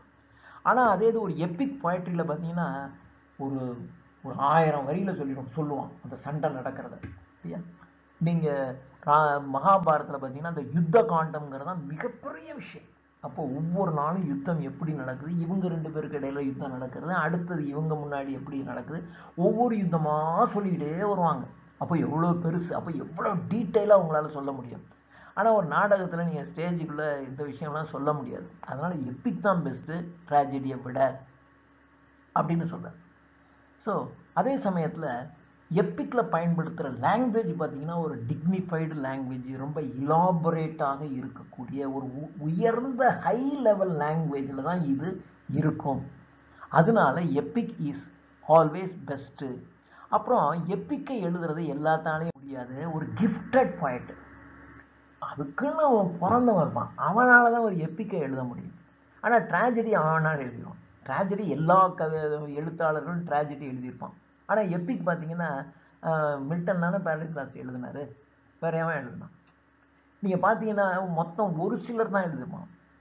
இந்தியாவில் வந்து மகாபாரதம் ராமாயணம் தான் பெரிய எப்பிக்னு சொல்லிக்கிட்டு இருக்கோம். வேற என்ன எப்பிக்? நீங்கள் பேர் சொல்கிற மாதிரி பெரிய எப்பிக்னு என்ன இருக்குது? அதே மாதிரி ஹோமர் எழுதின இலியட், வெர்ஜில் எழுதின ஈனிட்டு, டாவோ எழுதின ஜெருசலேம் டெலிவர்ட், மில்டன் எழுதின பாரடைஸ் லாஸ்ட்னு மொத்தமே ஒரு 10க்குள்ளே தான் நீங்கள் பேரே சொல்லலாம். அதனால் இவங்க வந்து ரொம்ப ஃபியூ எப்பிக் போய்ட்ஸ் தான் இருப்பாங்க. ஆனால் ட்ராஜடி எழுதினவன் எவன் வேணாலும் எழுதுவான். ஷேக்ஸ்பியர் மாதிரி ட்ராஜடி எழுதுறவனும் இருப்பான், குப்பை மாதிரி ஒரு ட்ராஜடி எழுதிட்டு இதுதான் ட்ராஜடின்னு சொல்லிக்கிட்டு இருக்கவனும் இருக்கத்தான் செய்வான். ஆனால் அப்படி எப்பிக் போய்ட்டை எப்பிக்கை எவனுமே எழுத முடியாது. அப்படிங்கலாம் ஒரு குப்பை மாதிரியான ஒரு எப்பிக்குன்னு நீங்கள் எந்த எப்பிக்கை சொல்லுவீங்க? அந்த லோ லெவல் ரைட்டர்ஸுக்கு அவன் எப்பிக் பக்கமே போக மாட்டான், ஏன்னா அவனுக்கு அதெல்லாம் முடியாது. ஆனால் சும்மா ட்ரை பண்ணி பார்ப்பான், ஒரு ட்ராஜடி நாடகத்தை எழுதுறதுக்கு முயற்சி பண்ணுவான், செஞ்சு பார்ப்பான். அதனால அரிஸ்டாட்டிலினுடைய எப்பிக்கை பற்றி இவர் ஒத்துக்கல, அவர் பிரெஞ்சை தான் ஒத்துக்கிறாரு. மாரல்ங்கிறது first business of the point. ஆனால் நீங்கள் எப்பிக் பார்த்தீங்கன்னா அதனுடைய கதைகள், ஒரு கதை மெயினான கதை, அதுக்குள்ள சில கிளை கதைகள் எல்லாம் இருக்கும். எல்லா கதைகளும் மாரலை டீச் பண்ணோம். அதனால எப்பிக்குங்கிறது ஒஸ்தி அப்படின்னு சொல்றாரு. அடுத்தது நீங்கள் வந்து ஒரு ஒரு ஒரு நீங்கள் மாரல் தான் முக்கியம்னு போயிட்டீங்கன்னு வச்சுங்களேன், அப்போ மாரலை சொல்கிற மாதிரியான ஒரு கதையை தான் நீங்கள் தேர்ந்தெடுக்கணும். அப்போ அந்த கதையில் நடிக்கக்கூடிய ஒரு ஆர்டிஸ்ட் யார், அந்த ஆர்டிஸ்ட்டுக்கு மாரலை சொல்கிற மாதிரியான வசனங்கள் இருக்கணும். இவ்வளவு இருக்கும்போது என்ன பண்ணீங்கன்னா கடைசியில் வந்து அது வந்து ஒரு பெரிய சக்ஸஸ்ஃபுல்லாக இருக்காது. அதனால் நீங்கள் மாரலை ரொம்ப இன்சிஸ்ட் பண்ணிக்கிட்டே இருந்தீங்கன்னா நீங்கள் ஒரு பெரிய லிட்டரரி ஒர்க்கு நமக்கு கிடைக்கவே கிடைக்காது அப்படின்னு சொல்லிட்டு எப்பிக்கில் என்ன செய்வாங்கன்னா ஒரு ஹை எலிவேட்டட் லாங்குவேஜஸில் அதை ஒரு ஹையாக எலிவேட் பண்ணுறதுக்காக என்ன பண்ணுவான்னா நிறைய மெட்டஃபர்ஸ், ஹைப்பர் போல் என்ற நிறைய லிட்டரரி மெட்டஃபர், உருவகம், ஹைப்பர் போல், உயர்வு நவிர்ச்சி அணி, டிஸ்ஆர்டர்ட் நேரட்டிவ், இது மாதிரியான விஷயங்கள்லாம் அவங்க பயன்படுத்தி அதை ரொம்ப உயர்வான விஷயமாக மாற்றுவாங்க. அதே சமயத்தில் எப்பிக்கினுடைய சப்ஜெக்ட் பார்த்தீங்கன்னா ஒரு நோபல் சப்ஜெக்டை எடுத்துருவான். நோபலான ஒரு ஒஸ்தியான சப்ஜெக்ட், அதாவது ஆடம் அண்ட் ஈவ், அதை பற்றி சொல்லுவான். இலியட் அப்படிங்கிறது அப்படியே இவனுடைய வாயேஜ், ஈனிட் அவங்களுடைய வாயேஜ், ஜெருசலேம் டெலிவர்ட், இப்படியான விஷயங்கள் ஒரு உயர்ந்த சப்ளைம் சப்ஜெக்ட் மேட்டரை எடுத்து தான் ஒரு எப்பிக் பயன்படுத்த முடியும். அதனால எப்பிக் தான் ஒஸ்தி ஒரு ட்ராஜடியை விட அப்படின்னு சொல்லிடுறாரு. அதே சமயத்தில் இவர் என்ன பண்ணாருன்னா கிறிஸ்டியன் மெஷினரி, ஒரு எப்பிக்கில் கிறிஸ்டியன் மெஷினரி பயன்படுத்தப்படும். இப்போ நீங்கள் க்ரீக் அண்ட் லாட்டின்லாம் என்ன பண்ணியிருப்பாங்க அப்படின்னா, இப்போ நீங்கள் இலியட் அண்ட் ஈனிட்லாம் பார்த்தீங்கன்னா உள்ளுக்குள்ளே நிறைய சின்ன சின்ன கடவுள்லாம் வரும், ஏகப்பட்ட கடவுள்கள் உங்களுக்கு உண்டு. நீங்கள் க்ரீக்கில் பார்த்தீங்கன்னா நிறைய கடவுள்கள் உண்டு. ஆனால் கிறிஸ்டியானிட்டியில் நிறைய கடவுள்லாம் கிடையவே கிடையாது. இயேசு கிறிஸ்து வேணா அவங்க மதர் ஜோசப், வேற யார் இருக்கா கடவுள்? கடவுளே கிடையாது. அப்போ நீங்கள் ஒரு எப்பிக்கில் பார்த்தீங்கன்னா நிறைய கடவுள்கள் வரும் உள்ள. நீங்கள் ஹோமருடைய இலியட் ஏனிலுக்குள்ளெல்லாம் பார்த்தீங்கன்னா நிறைய கடவுள்கள் வரும், வந்துகிட்டே இருக்கும், வந்து ஒரு காரியத்தை செஞ்சுக்கிட்டே போகும். ஆனால் நீங்கள் எப்பிக்கில் கிறிஸ்டியானிட்டி தானே இருக்குது இங்கிலீஷில். அப்போ கிறிஸ்டியானிட்டியில் எப்பிக்கு என்ன இருக்குது அப்படின்னா ஒன்றுமே கிடையாது. அதுக்கு பதிலாக அவங்க என்ன பண்ணியிருப்பாங்க அப்படின்னாக்க guardian angels, good angel bad ஏஞ்சல்ன்றோம். நீங்கள் நம்ம கிறிஸ்டபர் மார்லோனுடைய டாக்டர் ஃபாஸ்டஸ் எடுத்துக்கிட்டிங்கன்னா 2 ஏஞ்சல் வரும், அவ்வளோதான். குட் ஏஞ்சல் பேட் ஏஞ்சல்வோம். ஏஞ்சல்ஸை மாத்திரம் வச்சுக்குவோம். ஏஞ்சல்ஸை வச்சுக்கிட்டு காடு ஒன்று தான், ஆனால் ஏஞ்சல்ஸ் நிறையா இருக்கும். அந்த ஏஞ்சல்ஸ் வந்து நல்லா பவர்ஃபுல்லாக இருக்கும், அதுவே எல்லா வேலையும் செய்யும். டெம்பஸ்ல பார்த்தீங்கன்னா ஏரியல்னு ஒரு ஏஞ்சல் வரும், அது ஏதாவது சின்ன சின்ன வேலையெல்லாம் செஞ்சுக்கிட்டே இருக்கும். இது ஸோ இது எப்பிக்கை பற்றி. அடுத்தது சட்டையரை பற்றி. சட்டையரை பற்றி டிரைடன் வந்து சட்டையரை பற்றி discourse concerning the original and progress of satire என்ற ஒர்க்கில் சட்டையரை பற்றி நிறைய சொல்றார். சட்டையருங்கிறது ஒரு ஹீராயிக் பொயட்ரி மாதிரி, ஒரு ஹீராயிக் பொயட்ரி, அதாவது எப்பிக் பொயட்ரி. ஒரு எப்பிக் பொயட்ரி எப்படியோ அந்த அளவுக்கு முக்கியமானது ஒரு சட்டையர் என்று எப்பிக் பொயட்ரி அளவுக்கான ஒரு இம்பார்ட்டன்ஸ் இவர் கொடுக்குறார். முதல்ல எப்பிக் பொயட்ரிக்கு ஒரு டிசைன், அதாவது அதுக்கு ஒரு பர்பஸ் இருக்கும். அந்த பர்பஸ் வந்து ஒன்லி ஒன், ஒரே ஒன்று. இப்போ நீங்கள் ராமாயணம் அப்படின்னா சிம்பிள் பெண்ணாசை, ஒரே ஒரு வார்த்தையில் முடிஞ்சு போச்சு. அதுக்குள்ளே நீங்கள் வர்ற எல்லாமே அப்படி தான் இருக்கும். நீங்கள் வாலி சுக்ரீவன்லையும் பார்த்தீங்கன்னா சுக்ரீவன் பொண்டாட்டியே வாலி எடுத்துகிட்டு போயிட்டான், அப்போ அங்கேயும் ஒரு பெண்ணாசை தானே. அது மாதிரி ராமர் ஒய்ஃபை வந்து ராவணன் அபகரிச்சுட்டு போயிட்டான், ஒரு பெண்ணாசை. அப்போ அந்த மெயின் சப்ஜெக்ட்லேருந்து கிளைக்கதைகள்லேருந்து எல்லாமே பார்த்தீங்கன்னா அந்த ஒரே சப்ஜெக்டை தான் இருக்கும். சட்டையரும் அப்படி தான் இருக்கும். நீங்கள் சப்போஸ் சென்ட்ரல் கவர்மெண்ட்டை உங்களுக்கு பிடிக்கல, அப்போ சென்ட்ரல் கவர்மெண்ட்டை பிடிக்கலைங்கிறத வச்சுக்கிட்டு நீங்கள் சட்டரைஸ் பண்ணிக்கிட்டே இருக்கணும். அப்போ சென்ட்ரல் கவர்மெண்ட்டுங்கிற ஒன்லி ஒன் சப்ஜெக்ட், அதை தான் நீங்கள் கிரிட்டிசைஸ் பண்ணிக்கிட்டே இருக்கீங்க. அல்லது உங்களுக்கு ஸ்டேட் கவர்மெண்ட்டை பிடிக்கல, நீங்கள் ஒரு உங்களுக்கு ஸ்டேட் கவர்மெண்ட்டே பிடிக்க மாட்டேங்குது, அப்போ நீங்கள் எழுதுகிற கவிதைகள் எல்லாம் என்ன இருக்குனாக்கா ஸ்டேட் கவர்மெண்ட்டை பற்றி தான், அந்த ஒன்று தான் சப்ஜெக்ட். நீங்கள் கொஞ்சம் ஸ்டேட் கவர்மெண்ட்டையும் சொல்லுவீங்க, கொஞ்சம் அதை பற்றியும் சொல்லுவீங்க, இதை பற்றியும் சொல்லுவீங்கன்னா உங்களுக்கு சட்டையர் எடுபடாது. உங்களுக்கு ஒரே ஒரு ஆள் அல்லது ஒரு டார்கெட், அதை வச்சுக்கிட்டு தானே எழுதணும். அது எப்பிக்கும் அந்த மாதிரி தான் இருக்கும், சட்டையரும் அது மாதிரி தான் இருக்கும். அதனால தான் எப்பிக் வந்து சட்டையர் மாதிரி அப்படின்னு இவர் சொல்கிறார். அதுக்கு ஒன்லி ஒன் சப்ஜெக்ட் தான் இருக்கும். சில சமயங்களில் கிளை சப்ஜெக்ட்ஸ்லாம் வரும், ஆனால் அந்த கிளை சப்ஜெக்ட்ஸ்லாம் வந்து மறைஞ்சிரும். வரும் ஆனால் வர்றது தெரியாது, போகிறது தெரியாது. அது ஒரு சின்ன கதை மாதிரி வந்து அது அப்படியே முடிஞ்சிடும். அது மாதிரி இப்போ ஸ்டாலினை தான் நம்ம குறை சொல்லணும்னு வச்சுக்கிட்டிங்கன்னா ஸ்டாலினை தான் சொல்லுவீங்க. நடுவில் வேற ஒரு செந்தில் பாலாஜியை பற்றி சொல்லணும் அப்படின்னாக்கா எதாவது சொல்லிவிட்டு அப்படி கொஞ்சோண்டு முடிச்சுவிட்டு மறுபடியும் நீங்கள் ஒரு ஆப்ஜெக்ட் தான் நீங்கள் வச்சுக்கணும். மோடினா மோடியை ஒன்று தான் டார்கெட் பண்ணிக்கிட்டே இருக்கணும். அப்படி ஒன்று இருக்கணும், அப்படி தான் அந்த சட்டையருக்கு எடுபடும் அப்படின்னு சொல்கிறார். இதுதான் லாட்டின் சட்டையரை Persius and Boileau. So Latin சட்டையரில் பெரிய ஆள் பர்சியஸ், பிரெஞ்சு சட்டையரில் பெரிய ஆள் பாய்லியூ. இவங்கெல்லாம் இப்படி தான் இவங்க பண்ணினாங்க. இப்போது ரோக் அண்ட் வில்லன், அவன் ரோக் அப்படின்னு சொல்லிடலாம், வில்லன் அப்படின்னு சொல்லிடலாம். இது சாதாரணமாக ஒரு போயட்ரியில் சொல்லிடலாம். ஆனால் நீங்கள் சட்டையரில் அவனை ரோகுன்னு சொல்லக்கூடாது, வில்லன்னு சொல்லக்கூடாது, நான் வேற மாதிரி தான் சொல்லணும். ஆனால் அதை கேட்குறவனுக்கு ரோகுன்னு நான் சொல்கிறேங்கிறது புரியணும். அதானே சட்டையர். சட்டையர்னா என்ன, ஒருத்தரை நேரடியாக தாக்காமல் அப்படி சுற்றி வளைச்சி சொல்கிறது. ஆங்க அப்பா உங்களை மாதிரி உண்டுங்களா, ஏங்க அப்பா அப்படி அப்படி சொல்லுவான். பார்க்குறதுக்கு என்னமோ அவனை புகழ்கிற மாதிரி இருக்கும், ஆனால் அப்படியே பார்த்தீங்கன்னா நைஸாக ஊசியில் குத்துவான். அதுதான் சட்டையர்னு பேர் இல்லையா. அப்போ சட்டையரில் எப்படி இருக்கும், ஒருத்தனை ரோகன் வில்லன்னு சொல்கிறது பெரிய விஷயமே இல்லை. ஆனால் உங்களுடைய வார்த்தைகளினால மக்கள் வந்து அது ரோகன் வில்லன்னு அவனை புரிய வைக்கிறதுக்கு பாருங்கள், அதுதான் உங்களுடைய திறமை. அதனால தான் இது எப்பிக்கு ஈக்குவலானது சட்டையர் அப்படின்னு இவர் சொல்லிட்டு இருக்காரு. அப்படின்னு சொல்லிட்டு சட்டையர் எழுதுறதுக்கு வர்ஸ் கவிதைகள் தான் சிறந்தது, உரைநடையோட சரியாக வராது. சட்டையர் எழுதுறதுக்கு சூட்டபிள் ஃபார்ம் வந்து பொயட்ரி, பொயட்ரி தான் இதுக்கு சூட்டபிள் ஃபார்ம் அப்படின்னு சொல்லிட்டு, அப்புறம் சட்டையர் எழுதுறதுக்கு ஆக்டோசிலபிக், ஆக்டோசிலபிக்னா 8 சிலபிள் உடைய கப்லெட், அது சரியாக வராது. 10 சிலபிள் உடைய 10 சிலபிள்ஸ், 10 சிலபிள் உடைய கப்லெட் தான் அதுக்கு சரியாக வரும். 8 சிலபிள் அப்படின்னா வார்த்தைகள் சின்ன சின்ன வார்த்தை ஆகிடும். 10 சிலபிள் அப்படின்னா நல்ல விசாலமாக இருக்கா, அப்போ நீங்கள் நல்ல வசதியாக நீங்கள் எதை வேணாலும் சொல்லலாம், எதை வேணாலும் சொல்ல முடியும். அதனால் 10 சிலபிள்ஸ் தான் இதுக்கு சூட்டபிளாக இருக்கும். ஆக்டா சிலபிள்ஸ் வந்து இதுக்கு சரியாக வராது என்று சட்டையரை பற்றி டிரைடன் சொல்றார். கடைசியாக அவர் கிரிட்டிசிசத்தை பற்றி என்ன சொல்றார். ஏற்கனவே ஒரு கிரிட்டிசிசத்தை பற்றி சொல்லியாச்சு, இருந்தாலும் ஒரு தனியாக.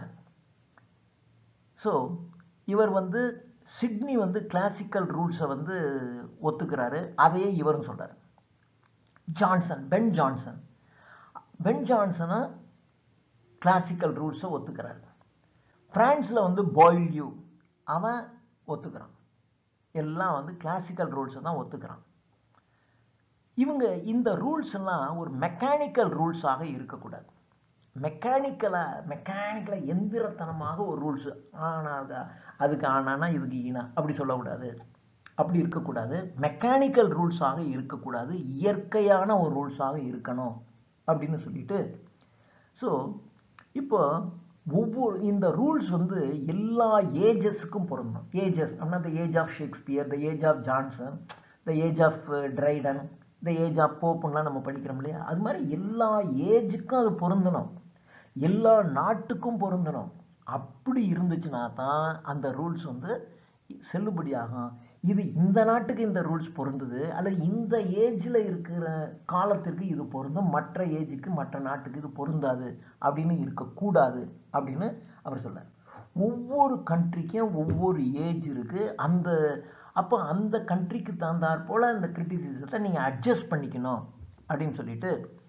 அப்போ ஒரு ரைட்டர் அவன் ஏஜில் என்ன பார்க்குறானோ, என்ன தெரிஞ்சுக்கிறானோ அதை தான் அவன் எழுதுவான் இல்லையா. அவனுடைய காலத்தில் அவன் என்ன பார்க்குறானோ அதை தான் எழுதுவான்.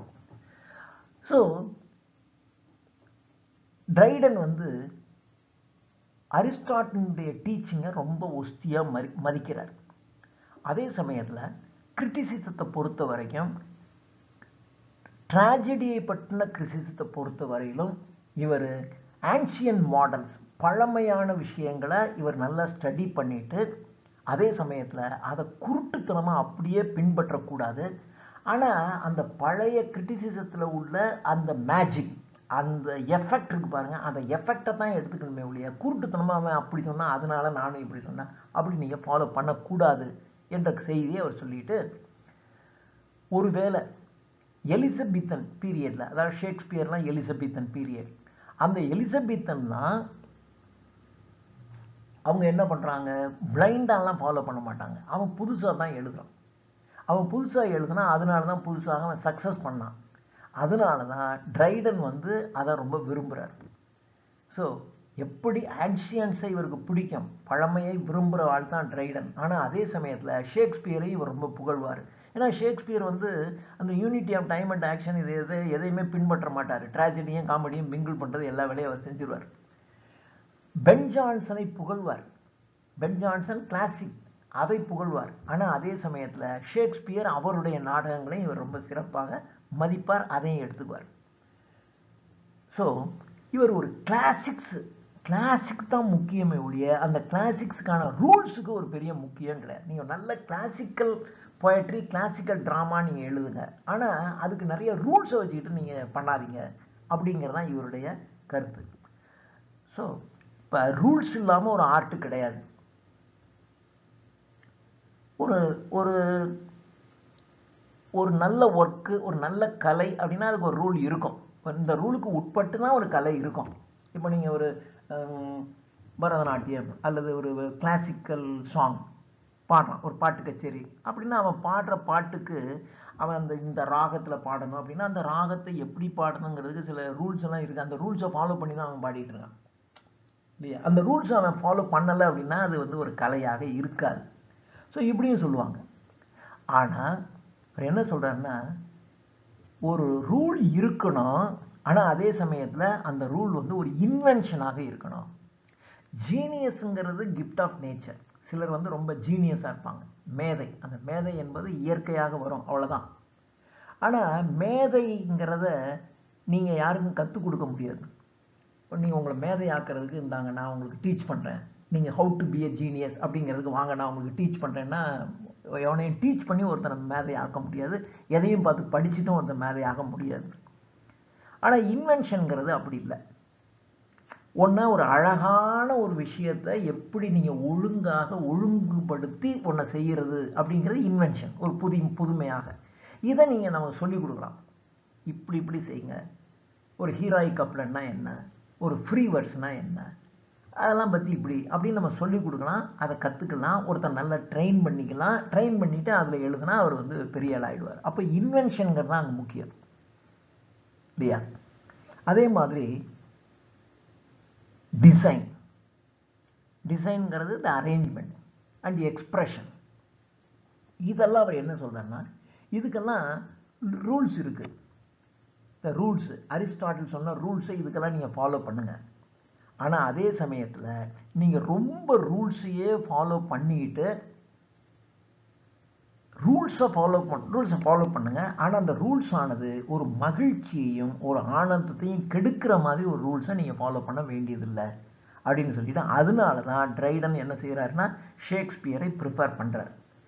ஏன்னா ஷேக்ஸ்பியர் வந்து நிறைய ரூல்ஸ் எல்லாம் வருது தூக்கி எறிஞ்சிட்டு அது மகிழ்ச்சி, அது ஷேக்ஸ்பியரை படித்தாவே அவ்வளோ சந்தோஷத்தையும் ஆனந்தத்தையும் கொடுக்குது. அப்போ ஷேக்ஸ்பியர் ஓகே. ஆனால் அதே சமயத்தில் பென் ஜான்சன் ரூல்ஸ் அண்ட் ரெகுலேஷன்ஸ்லாம் ஃபாலோ பண்ணி எழுதினாரு, ஓகே, அதையும் அவர் எடுத்துக்கிறார். ஸோ ரெண்டையுமே அவர் ஒத்துக்கிறார். ஸோ அவருடைய அப்பாலஜி ஃபார் ஹீரோயிக் போயட்ரி அப்படிங்கிறதுல அவர் என்ன சொல்கிறார் கடைசியாக அப்படின்னா, ஒரு கிரிட்டிக்கினுடைய வேலை ஒன்றில் இருக்கக்கூடிய சின்ன சின்ன தப்புகளை பார்க்கறது இல்லை, ஆனால் அதில் இருக்கக்கூடிய மாபெரும் அழகு அதை கண்டுபிடிக்கணும். அதுதான் ஒரு கிரிட்டிக். இப்போ ஒரு சினிமா பார்க்குறோம், சின்ன சின்ன தப்பு இருக்க தான் செய்யும், அதெல்லாம் தள்ளிட்டு ஒட்டு மொத்தமாக அந்த சினிமா நம்ம உள்ளத்துக்குள்ளே எவ்வளோ பெரிய மாற்றங்களை தோன்றுது, அதை பார்த்துட்டு வரும்போது நமக்கு என்ன மகிழ்ச்சி உருவாகுது, அதான் முக்கியம்.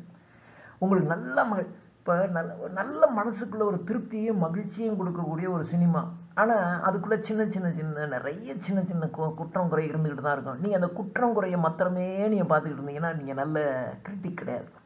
ஒரு நல்ல கிரிட்டிக்குங்கிறவன் பெட்டி ஃபால்ட்ஸ், அற்பமான சின்ன சின்ன தவறுகளை பெரிதுபடுத்தாமல் அதில் இருக்கக்கூடிய மிகச்சிறந்த அழியா தன்மை வாய்ந்த அழகு இருக்கும் இல்லையா, அதை ஒருத்தன் கண்டுபிடிக்காம பாருங்க, அவன் தான் ஒரு நல்ல கிரிட்டிக் அப்படின்னு சொல்லிட்டு. ஒரு மிகப்பெரிய எழுத்தாளர்கள் சின்ன சின்ன தப்பு பண்ணத்தான் செய்வாங்க, ஆனால் அதுக்காக நீங்கள் வந்து எரரே இல்லாத, தவறுகளே இல்லாத ஒரு அற்பத்தரமான ஒரு விஷயத்தை, அதாவது இப்போ ஷேக்ஸ்பியர் எடுத்துன்னு வச்சிங்களேன், நிறைய தப்பாக இருக்கும், அவருடைய கிராமரே தப்பாக இருக்கும், அதெல்லாம் சின்ன சின்ன தப்பு. இந்த எல்லாம் ஓரம் கட்டிடுங்க, ஒட்டு மொத்தத்தில் ஷேக்ஸ்பியர் எப்படி இருக்காருன்னு பாருங்கள். சிலர் கவிதை எல்லாம் எழுதுவான், ட்ராமா எழுதியிருப்பான், எந்த தப்புமே இருக்காது, அப்படி இருக்கும், ஆனால் அதை படித்தா ஏன்டா படித்தோன்னு அப்படி இருக்கும். அப்போ அது ஒரு நல்லது இல்லை. அப்போ ஒரு கிரிட்டிக்கினுடைய வேலை, ஒரு பெரிய எழுத்தாளன் சில சமயங்களில் சின்ன தப்பு பண்ணுவான், ஆனால் எந்த தப்புமே இல்லாமல் ஒருத்தன் குப்பையை எழுதியிருப்பான்.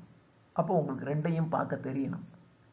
ஒரு பெரிய ஒர்க்குடைய சின்ன தவறுகளை பார்க்காம அதை ஒட்டு மொத்தமாக அதனுடைய பேர் அழக ஒருத்தனுக்கு கண்டுபிடிக்க தெரியும். அழியா தன்மையையும் அதனுடைய பேர் அழகையும் நீங்கள் கண்டுபிடிச்சிங்கன்னா நீங்கள் ஒரு நல்ல கிரிட்டிக்காக இருப்பீங்க அப்படின்னு சொல்லி இந்த எஸ்ஸையை முடிக்கிறார். தேங்க்யூ. இது பார்த்தீங்கன்னா நீங்கள் ட்ரைடனை இவ்வளோ தெரிஞ்சுக்கிட்டீங்கன்னு வச்சிங்களேன், நீங்கள் ஹிஸ்ட்ரி ஆஃப் இங்கிலீஷ் லிட்ரேச்சரில் போய் மறுபடியும் ட்ரைடன் நீங்கள் படிச்சுக்கிட்டு இருக்க வேண்டிய அவசியம் இல்லை. த ஏஜ் ஆஃப் ட்ரைடன், அதில் ட்ரைடனே நீங்கள் விட்டுறலாம். இதை நீங்கள் தெரிஞ்சுக்கிட்டீங்கன்னாவே அந்த இது உங்களுக்கு போதும். இப்படி நிறைய விஷயங்கள் இருக்குது. தேங்க்யூ.